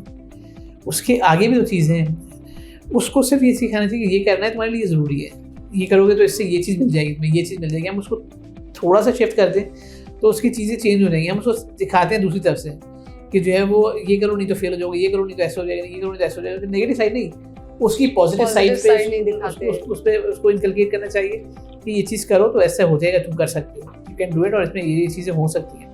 So you were never scared of failure? No, failure होगा तो आप जब तो आपको लर्निंग भी होगी, आप उससे आगे भी तो बढ़ेंगे। फेलियर का मतलब कभी भी ये नहीं होता कि वहाँ पे ख़त्म। हाँ, फेलियर आपने मान लिया और ट्राई करना छोड़ दिया, बस वहाँ फेलियर, वो एक्चुअल फेलियर, अदरवाइज फेलियर वही है। इसलिए कि हर आउटकम आपकी मर्जी का नहीं होता, डिफरेंट होता है। वो डिफरेंट होगा तो आपकी लर्निंग बढ़ेगी, आपका एक्सपीरियंस बढ़ेगा, और एट टाइम्स शायद वही आपके हक में बेहतर भी होता है। भैया आपके हक में बेहतर होता है कि आप ये नहीं है तो जैसे, अच्छा ये ऐसे करने से ऐसा होता है, ठीक है next time I will do it this way. तो सर इस सिचुएशन में मुझे वो वाला आपका डिसीजन याद आ रहा है when you opt for VCship of Hamdard university, and of course you were the chairman, but this was a very big huge responsibility and huge risk associated with huge risk. How was your feeling? सबसे पहले तो मतलब अगर ये opportunity आपको मिली, सोचा कि करूँ नहीं करूँ, ये वाली कन्फ्यूजन? पहले मेरे पास आई थी अपॉर्चुनिटी तो मैंने मना किया था, कि शायद मैं नहीं कर सकता और शायद मैं डिजर्व नहीं करता, इसलिए जो है वो मैंने यूनिवर्सिटी उस हवाले से देखी नहीं है कभी, इवन कराची यूनिवर्सिटी मैंने उस हवाले से नहीं देखी है। पर जब सेकंड टाइम बात आई तो मैंने कहा अच्छा ठीक है, will discuss and see. Then I said okay कर दिया, and then I came to people कि ऐसा है। मैंने बल्कि भाई को बताया, कहना आपके साथ किसी ने मजाक किया होगा। अच्छा, उन्हें यकीन नहीं कि अपॉर्चुनिटी। हाँ, कहना मजाक नहीं, मैंने कहा मजाक नहीं, मैं मिल के आ रहा हूँ, और फिर कहना अगर ऐसा है तो बहुत अच्छा, लेकिन मुश्किल होगा। टीचर से बात की, एक ने तो कहा कि जो वो 1 महीने से ज़्यादा तुम वहाँ रुक नहीं सकते, किसी ने कहा ऐसे है, किसी ने कहा वैसे। मैंने कहा अगर ठीक है मैं नहीं कर सकता, लेकिन अगर मैंने कर लिया तो, कहना नहीं कर सकते। मैंने कर लिया तो, लेट्स अज्यूम इट कि अगर मैंने कर लिया तो, कहना कर लिया तो बड़ी बात है। मैंने कहा बस मैं इसी सोच के साथ जा रहा हूँ कि व्हाट इफ मैंने कर लिया, और अगर नहीं किया तो I can always fall back, नहीं वापस आ सकता हूँ। एंड देन मेरे पास ये रिग्रेट है कि मैंने नहीं किया, मुझे पता है कि मैं ट्राई नहीं किया, मैंने कर लिया। एक टीचर थे उन्होंने कहा कि नहीं, you should go and you should join, because Pakistan में उस वक्त 172 universities, you would be among 172 people in Pakistan, so you should go, experience हो, यू विल एंजॉय। मैंने कहा ठीक है। फर्स्ट टाइम जब मैं गया और मैंने फिर ज्वाइन किया, देन आई रियलाइज कि स्ट्रक्चर कितना बड़ा है और कितना बड़ा सेटअप और सारी चीज़ें हैं। पहला चेक साइन होने के लिए आया, वो था तकरीबन 66 लाख का। मैंने फिर मैडम को कॉल की, मैंने कहा कि मेरी साइनिंग लिमिट कितनी है, ऐसे क्योंकि है वो मैं साइन कर दूँ, बाद में मुझे इसको भरना पड़े, तो कहना नहीं। तो थोड़ा सा उसका मैंने कहा कि डॉक्टर साहब ये है वो बजट अप्रूव्ड है, बजट का पार्ट है और आप उसको साइन करें, तो इसमें कोई इशू नहीं है। और वैसे भी जो है वो ये जो है कंपनी टू कंपनी जा रहा है, तो आपको कोई इतना इशू उस पर नहीं होगा। तो उन्होंने बहुत उस पर सपोर्ट किया। लकी मेरे लिए ये रहा कि जो चांसलर साहिबा हैं और डीजी हमदर्द फाउंडेशन, इन्होंने एक्स्ट्रा ऑर्डिनरी सपोर्ट किया उस हवाले से कि ठीक है, जहाँ जहाँ पर मुझे उस हेल्प की ज़रूरत पड़ी, गाइडेंस की ज़रूरत पड़ी, उनसे कह रहे कोई बात नहीं, आप कह रहे हैं इसको ट्राई करें। तो उस पूरे फेज़ में जो मेरे लर्निंग फेज़ 1 साल 1.5 साल का था, फिर मैंने चांस लिया, मुझे लम्स भेजा लीडरशिप ट्रेनिंग के कोर्स करना, क्या सब इसको करके आ जाए, आपकी चीज़ें उस वाले से बेहतर होंगी। तो वो उन्होंने मुझे उस वाले से सपोर्ट मिली और अल्हम्दुलिल्लाह उसके बाद पूरा जो है वो टर्न अराउंड सॉर्ट ऑफ हमने उसमें किया, बहुत सारी चीज़ें चेंज हुई, बहुत सारी। और सर अब तो मतलब बहुत फ़र्क, इट्स बिन लाइक 5 years 5 सालों में तब जो था और अब जो है बहुत इन डेप्थ तो मुझे नहीं मालूम, because I am not part of Hamdard, लेकिन अगेन बहुत फ़र्क आया है। So what were the main challenges and how you like overcome those challenges? सबसे बड़ा जो चैलेंज था दैट वाज अबाउट यहाँ कुछ नहीं हो सकता, सब चीज़ ऐसे ही है। माइंडसेट का सबसे बड़ा था कि वो आपका एक वो वाला माइंडसेट जो हारा हो, हमारे कैंपस बहुत दूर है, हमारे कैंपस में ये नहीं है, कोई देखता नहीं है, कोई वो नहीं है, फलाना नहीं है। तो they have number of reasons, यहाँ पे पॉलिटिकल इन्फ्लुएंस भी है, लोकल इन्फ्लुएंस भी है, ऐसे है वैसे है। So there was a huge challenge. The total number of students were 3,700, Karachi, Islamabad, both. Total number of employees were 1,500, and you can see 1:2.2, 2.3 का रेशो पे हमारे पास एम्प्लॉइज थे, ये 2.5 थे। अर्निंग हमारे पास इतनी नहीं थी कि हम अपने एक्सपेंसेस मीट कर सकते थे, जो है इन लॉसेस जो हमें फाउंडेशन से एक्स्ट्रा सपोर्ट लेनी पड़ती थी, 1 month सैलरी और 2 month सैलरी जो हमें एडिशनली लेनी पड़ती थी। तो उस पॉइंट पे हम ज्वाइन किया था, मुझसे लोगों ने कहा कि जो गलत फैसला है, हम जो बंद हो जाएगी, इतना बड़ा कैंपस है, मैनेज ही नहीं हो सकता, ये ठीक है। Those were the challenges. और जैसे मैंने कहा कि I worked on the approach and the mindset of people. मुझे काम चाहिए, ठीक है, नहीं होता ना हो, कोई बात नहीं, कोशिश तो करे बंदा, कोशिश तो करेगा और करना है हमें। फैसिलिटेशन पे स्टूडेंट्स की कंप्लेंट्स, उनके इश्यूज, उनकी चीज़ें वो डिस्कस होनी चाहिए। तो माइंडसेट्स और आपकी परसेप्शंस पे ही काम हमने रखा कि जो भी चीज़ है, बट लोगों के आप उसमें कोई पैसे नहीं लगते, लोगों के प्रॉब्लम सुनना है और उसको रिजॉल्व करना है, उसमें पैसे नहीं लगते। And then work on it. उससे बहुत सारे लोग फिर जो काम नहीं कर पा रहे थे वो फिर अलग होते चले गए।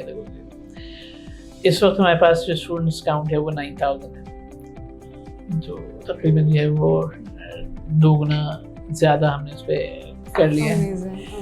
जो हमारे पास फंड्स जो हमारे पास जो हैं वो इस वक्त हमारे पास जो रिजर्व में हैं वो तकरीबन 2 साल की सैलरी है। Oh my God, amazing. जो हमारे पास रिजर्व में है, यानी अगर हम आज भी अगर खासा इस पोजीशन पे आए जहाँ पे देना पड़े, तो we can give those salaries to employees for 2 years।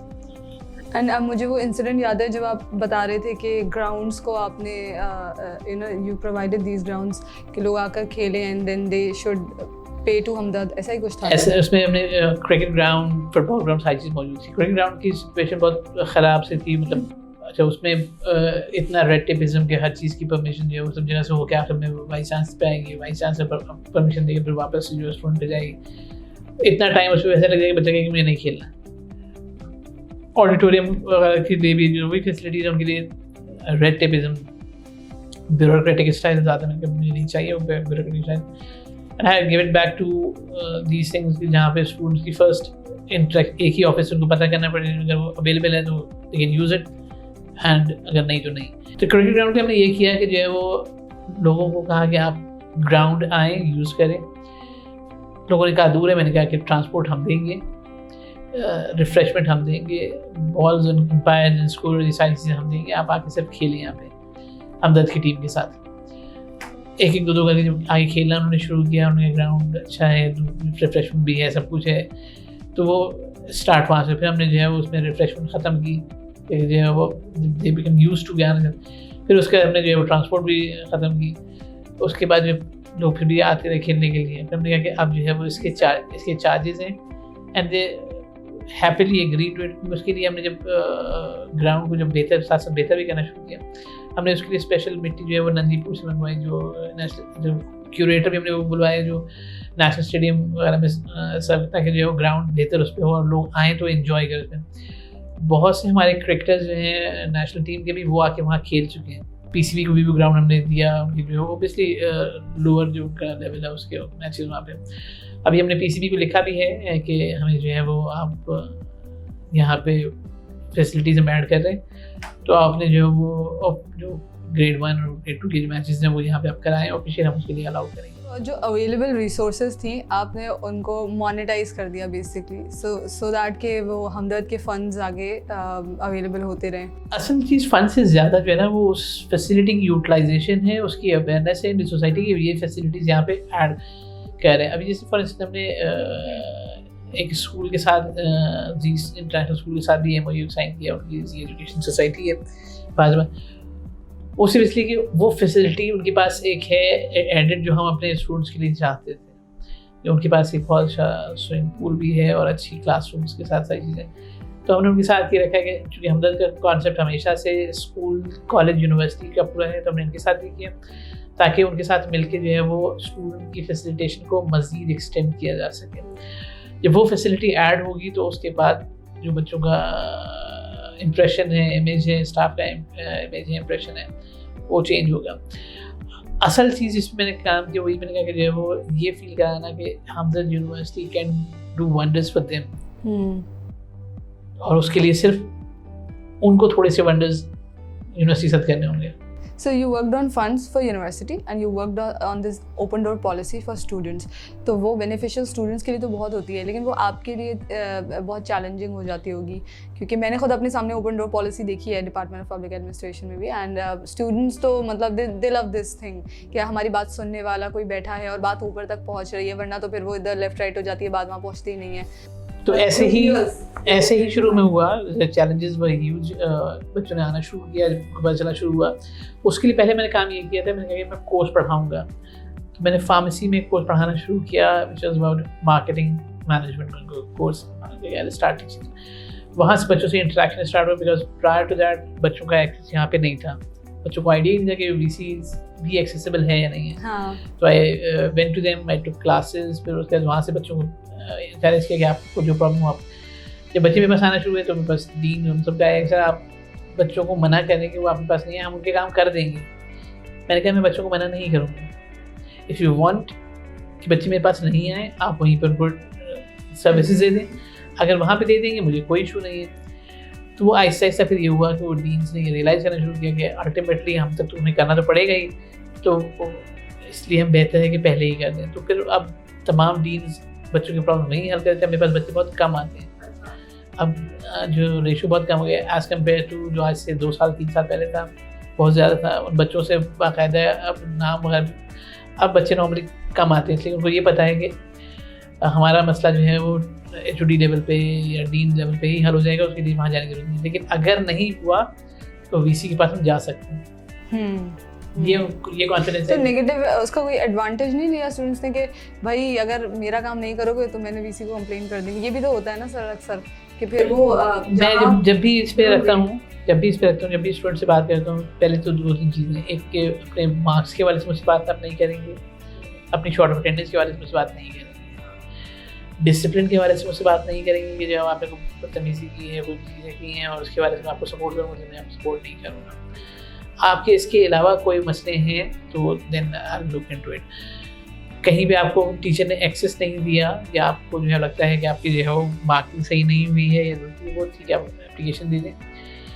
और हमेशा इंकरेज बच्चों से ये कहता है आप इंडिविजुअल पे ना जाएं, इसने ये कर दिया उसने ये, आपको प्रॉब्लम क्या है सिर्फ अपनी प्रॉब्लम बता दें। That problem will be looked after, it will not be about individuals के फलाना ऐसे फलाना ऐसे फलाना ऐसे। तो जहाँ मैंने ये करना शुरू किया तो फिर वो नेगेटिव जाएगी। I never talked about any teacher. I never talked about कि उसने ये कर दिया, जिसने जो कर दिया उसको साइड में रखो। What is your problem? Just focus on your problem and we'll look for solution to it. कि उसका solution क्या हो सकता है? We'll not be looking के बताने के। उस solution के अंदर अगर कोई चीज़ आ रही होगी तो that is a matter which I have to look into it, which is not the concern of the student. इसलिए उसे जो ये impression नहीं देना कि जब आपने उनके खिलाफ शिकायतें लेके भी पढ़ानी है, आपने सिर्फ अपनी प्रॉब्लम लेके आनी, मेरी प्रॉब्लम ये है। सर आपने एक्सपोजर पे काम किया, आपने उनकी लर्निंग पे काम किया। एक चीज़ जो हमेशा मेरे जहन में सवाल आता है, अभी जैसे कुछ इंस्टीट्यूट स्टार्ट हुए हैं, if you know about like extreme commerce है और इनेबलर्स है और भी बहुत सारे जो स्किल बेस्ड लर्निंग पे काम कर रहे हैं। दे टीच स्किल्स, कुछ हैं ये नहीं बट कुछ और हैं जो बैश करते हैं हमारे एजुकेशन सिस्टम को कि फेलियर है वो, बिल्कुल वहाँ जाने का कोई फ़ायदा नहीं है, you don't earn after you know getting that degree. I know degrees are not just for the earning purposes, लेकिन ये जो स्किल बेस्ड लर्निंग वाला कॉन्सेप्ट है, कभी आपने सोचा कि हमें अपने एजुकेशन सिस्टम में भी ये चीज़ लानी चाहिए? क्योंकि जितना मैंने देखा है, अगर हम बिज़नेस की एग्जांपल नहीं, बिज़नेस एजुकेशन में हम स्किल बेस्ड लर्निंग पे कभी भी कोई भी इंस्टीट्यूट फोकस नहीं कर रहा। ऐसा ही है, लेकिन मैं देखिए उसको मैं इस तरह से कहता हूँ कि मुझे खुशी है कि और लोग भी इसको ले रहे हैं और कर रहे हैं। Ultimately the overall environment will become like that. इस पर ये कहना कि मैं करूँ और बाकी नहीं करें या सिर्फ मैं ही कह रहा हूँ, ये चीज़ नहीं है। It's good that organizations are coming up with this idea and they doing it, और everyone would be doing it their own way, जिस तरह से उनको बेहतर लगता है। हम हमेशा से ये चीज़ करते आ रहे थे, क्रैच यूनिवर्सिटी के अंदर भी ऐसे ही किया, हम यूनिवर्सिटी के अंदर भी ऐसे ही कि बच्चों को वो कॉन्फिडेंस देना है, वो इनकरेज करना है कि वो they go for it and they get their things done their way. और उसमें उनको कॉन्फिडेंस भी मिलेगा, स्किल्स भी मिलेंगी, जो है वो चीज़ें भी ज़्यादा बेहतर। सो वो जो एक्सपोजर वाला पार्ट है वहाँ पे वो कवर कर, वहाँ पे ऑलरेडी कवर हो रहा होता है। और इसका एक और चीज़ हमने जॉब फेयर कराया था हम यूनिवर्सिटी में, पिछले 3 साल से हम करा रहे हैं। उसमें एक कॉन्सेप्ट ये रखा कि it would be open for all. तो पहला ये बच्चों ने कहा कि स्टाफ ने कहा कि सब पैसे हम खर्च करेंगे, सब कुछ हम करेंगे, जॉब तो किसी और से मिलेगी। मैंने कहा so what they will say कि हमें जो जॉब मिली है, वहाँ फलाना जॉब फेयर में गए थे, वहाँ जॉब मिली थी। It would be about you. और जिसने भी जॉब देनी है, उसने जॉब देनी है बेस्ट इंडिविजुअल को। उसने ये देख के नहीं देनी है कि जो मैंने इस ऑर्गेनाइजेशन से लेना है, उस ऑर्गेनाइजेशन से लेना है। अगर किसी ऑर्गेनाइजेशन को प्रेफर कर भी रहे होते हैं तो बेस्ड ऑन द परसेप्शन कि वहाँ ये बेहतर होगा। और अगर आप ओपन फॉर ऑल रख रहे हैं तो आपके अपने इंस्टीट्यूट की भी तो मतलब मार्केटिंग हो रही है, and they will be learning that these opportunities are provided by such particular institute. तो उसमें उन बच्चों के लिए ठीक है, उन पे वॉलंटियर्स कौन होंगे? आपके बच्चे होंगे। उनके साथ फर्स्ट हैंड कांटेक्ट किसका होगा? आपके बच्चों को, जो हर स्टॉल पे बैठे होंगे। अगर वो आपने बहुत अच्छा ऑर्गेनाइज कर दिया तो वो आपके बच्चों की ऑटोमेटिकली मार्केटिंग होगी। आपके बच्चे जो है वो इस पोटेंशियल के तहत चीज़ें करते हैं। लास्ट अभी हमने जो किया था जनवरी में, तकरीबन 18,000 का फुटफॉल था। Oh wow, amazing. और सुबह से लेकर शाम तक का। और वो पार्ट ऑफ ये जो लास्ट जॉब फेयर, तो वो बहुत वाइब्रेंट सारी चीज़ें थी। उसमें जो है वो बच्चों को उन सारी चीज़ों को मैनेज करने का आइडिया भी हमने खुद किया है। ये वो वॉलंटियर भी कर रहे होते हैं, वो स्पॉन्सर्स भी ढूंढ रहे होते हैं, वो ऑन ग्राउंड चीज़ें भी मैनेज कर रहे होते हैं। अब वो बच्चे जब किसी ऑर्गेनाइजेशन में जाएंगे या जिन ऑर्गेनाइजेशन के साथ होंगे, उन्होंने उनको ऑटोमेटिकली पिक करना है कि भाई ये बच्चे जो है यहाँ पे बड़े ज़बरदस्त बच्चे होते हैं, बड़ा काम करते हैं। यही चीज़ हमने DPA के लिए की थी, और DP में भी यही मैसेज था कि जो आप करेंगे ऑर्गेनाइजेशन, प्रेशर हैंडल करना, कॉन्फ्लिक्ट मैनेजमेंट, इतनी सारी चीज़ें आप सीख जाते हैं। वो जो पैराग्राफ उधर पढ़ के लिखा होता है ना, वो एक्चुअली आप प्रैक्टिस कर रहे होते हैं। और वो जो प्रैक्टिस आपके पास होती है वो आपको प्रोफेशनल लाइफ में इतनी हेल्प कर रही होती है कि वो आपको कहीं और ऐसे नहीं मिल सकती बुक्स में। जैसे एक चीज़ मेरे साथ जो वो है, मैं फैमिली को इतना टाइम नहीं दे पाता, इसलिए कि जो मुझे उस वक्त ज़्यादा वो हुआ जब मेरी बड़ी बेटी हंसना है, उसने कहा कि पापा आपकी मेरी स्टूडेंट होती ना ज़्यादा अच्छा था। तो मैंने कहा वो एक बहुत कि इवन तो कभी जैसे उसने अपनी मैट्रिक की उसने पापा कोई आपने वो नहीं की मेरे लिए, मैं ठीक करते, अब मुझे टाइम ही नहीं मिल पा रहा कि जो मैं उसके लिए जो चीज़ कैसे। उसने अभी उसकी बुक पब्लिश हुई, तो वो उस पर भी है वो कहना कि आपने उस पर मुझे कुछ नहीं दिया। तो मैंने कहा कि भाई कोई वो नहीं।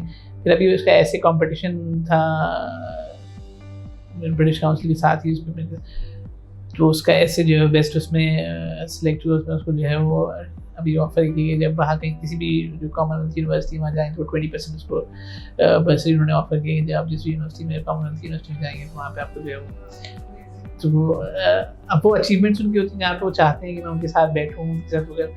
तो मेरे पास इतना टाइम नहीं है, वो एक नेगेटिव साइड मेरी जाती है जो मुझे लगता है। और उसमें जो मुझे सबसे ज़्यादा डर लगता है वो एक मैंने इंटरव्यू सुन रहा था अशफाक अहमद बानो कुदसिया का, तो बानो कुदसिया का सवाल ये था कि आप इतनी बड़ी शख्सियत तो सब कुछ, आपके बच्चे जो हैं वो उस हवाले से वैसे, तो उन्होंने ये कहा कि जो दरख्त ज़्यादा जो सायादार हो जाता है तो उसके नीचे जो है वो दरख्त उगता नहीं है। तो मुझे फिर उस पर होता है कि कहीं मेरी उसकी वजह से उसको शायद वो अपॉर्चुनिटी ना मिल सके, फिर वो चीज़ सोचनी पड़ती कि जो सोसाइटी में उसको देखना है। लकीली जो हमारी फैमिली का इसमें वो रहा कि तकरीबन सब में ये चीज़, चाहे मदर साइड से देखूँ फादर साइड से देखूँ या अपने दादा या अपने नाना या नानी साइड से देखूँ, जो always have struggled and remain positive. तो वो एक नेचुरली सी एक चीज़ आई कि चीज़ों के हवाले से उसका नेगेटिव साइड नहीं, उसका हमेशा पॉजिटिव साइड उसकी आपको देखनी चाहिए। पर इसलिए नानी हमेशा जैसे वालदा बताते उनके बता कि जो दे चला वो ले चला, जो रख चला वो खो चला। मीन्स के if you have saved something for yourself तो आप तक ही रहेगी, लेकिन जो आप दे देते हैं असल में वही चीज़ है जो आप साथ लेके जाते हैं। So that's kind of phrases that you learn from your parents, और फिर उसका जब तो कीप गिविंग तो you will definitely will have satisfaction drawn out of it. So that is what kept me motivated, हाँ ठीक है करना है और करना है। ये हो गया कोई बात नहीं, मैं उसके बाद ले लूँगा। मेरे अपने एक्सपीरियंसेस हैं that I have been inspired many times, not just the positivity जिसके बारे में बात कर रही हूँ, द लीडरशिप स्टाइल जैसे अभी हम बात कर रहे थे। सर लीडर्स को पपेट्स चाहिए होते, मतलब वो लीडर ही नहीं होते फिर तो, जो भी ऊपर बैठ रहे हैं वो जो भी बॉसेज हैं जो मैनेजर्स हैं, they want puppets and I have literally seen this. और इसी वजह से शायद वो ग्रोथ भी नहीं हो, लॉन्ग टर्म पे ग्रोथ नहीं हो पाती, शॉर्ट टर्म में वो अपना काम करवा लेते हैं चाहे वो सही हो या गलत हो। बट ये जो लीडरशिप स्टाइल है, जो ट्रू लीडर होता है, जो एम्पावर करता है, एंड एज यू सेड कि मैं चाहता हूँ कि आगे से लोग बोलें, काउंटर करें, अपने ओपिनियंस दें। ये बहुत कम लोगों में ये ब्रेवरी होती है कि वो क्रिटिसिज्म हैंडल कर सकें और काउंटर आर्ग्यूमेंट्स को फेस कर सकें, and that is really important. So मेरे पास सवालों की तो लिस्ट है, वो चलती रहेगी इंशाल्लाह, आगे भी मैं तो सीखती रहूँगी आपसे। But thank you so much for being here, for taking out time for us. आपका 1-1.5 घंटा मेरे लिए बहुत है। नहीं, thank you so much for inviting me over here and any time.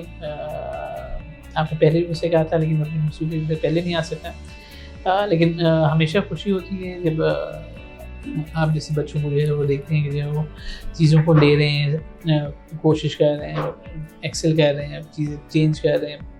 ये सारी चीज़ें जो है वो असल लाइफ है ये कि आप अपना कंट्रीब्यूशन कितना दे पाते हैं चीज़ों के लिए। उसमें जिस पहले मैंने कहा कि स्ट्रगल्स हैं, प्रॉब्लम्स हैं, वो तो लाइफ का पार्ट है, हमेशा रहेंगी, कभी ख़त्म नहीं होंगी, कोशिश जारी रहनी चाहिए। लेकिन आपको सोल्यूशन ढूंढने की तैयारी है, आपको जो एक दरवाज़ा बंद है तो 4 दरवाजे ढूंढने की कोशिश वो हमेशा करते रहनी चाहिए। एंड यू डेफिनेटली फाउंड किसी भी प्रॉब्लम से उसका सोल्यूशन हमेशा बड़ा होता है। It's only about the matter of exploring it. वो आपने एक्सप्लोर कर लिया तो यू विल एक्सेल, और अगर आपने एक्सप्लोर नहीं किया और आप उसकी एक दरवाजे के बाहर बैठे रहें तो ठीक है, अगर किस्मत में होगा दरवाज़ा खुल जाएगा, otherwise you may lose opportunity. जैसे मैंने कहा ना कि एजुकेशन के टाइम में भी I kept on studying in different organisations, वो सिर्फ इसलिए कि आपको जो अपॉर्चुनिटीज़ आ रही होती हैं यू टेक देम, उसमें से कौन सा बेस्ट होगा that we need to work out. और ऑप्शंस आपको जो है वो हमेशा ढूंढने चाहिए। ऑप्शंस ढूंढेंगे तो सॉल्यूशंस भी मिलेंगे, ऑल्टरनेट डोर्स भी मिलेंगे, चीज़ें भी मिलेंगी। लेकिन अगर नहीं तो फिर आपके पास वो जो एक सोल्यूशन, जिसके एक दरवाजे की बात कर रहे हैं या एक सोल्यूशन की बात कर रहे हैं, वो फिर इतना बड़ा होना चाहिए कि उसके लिए जो है आपको बाकी किसी सोल्यूशन की ज़रूरत नहीं पड़े, या वो आपके लिए इतना बेहतर हो या आपको इतना यकीन हो कि वो वाकई खुलेगा तो आपको उस पर करनी चाहिए। लेकिन ये सारी असेसमेंट सर्कमस्टांसेस, सिचुएशन सबको देख के उसके बाद आपको तय करना होता है। But once you done it, फिर उसके बाद आप स्टिक टू इट। इसका दूसरा इस वजह से जो कायदे कि मैं फैसला करने के बाद उसको सही है, तो फिर आप इतना कॉन्फिडेंट हो अपने बारे में, अपनी चीज़ों के बारे में कि आप उसको सही कर लेंगे, आप वो दरवाज़ा खोल लेंगे। लेकिन अगर आप इतने कॉन्फिडेंट नहीं है कि आप उस दरवाजे को खोल लेंगे, तो you always look for option.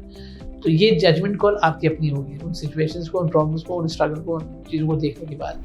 I wish and I hope that this will be very insightful for students whoever is watching us, and मैं तो हमेशा सीखती हूँ, I'm sure और भी सीखेंगे। This has always been my dream to interview you and I'm doing it today, but I hope कि मेरे साथ साथ और भी लोग इससे सीखें। Thank you so much sir for being here. Thank you so much.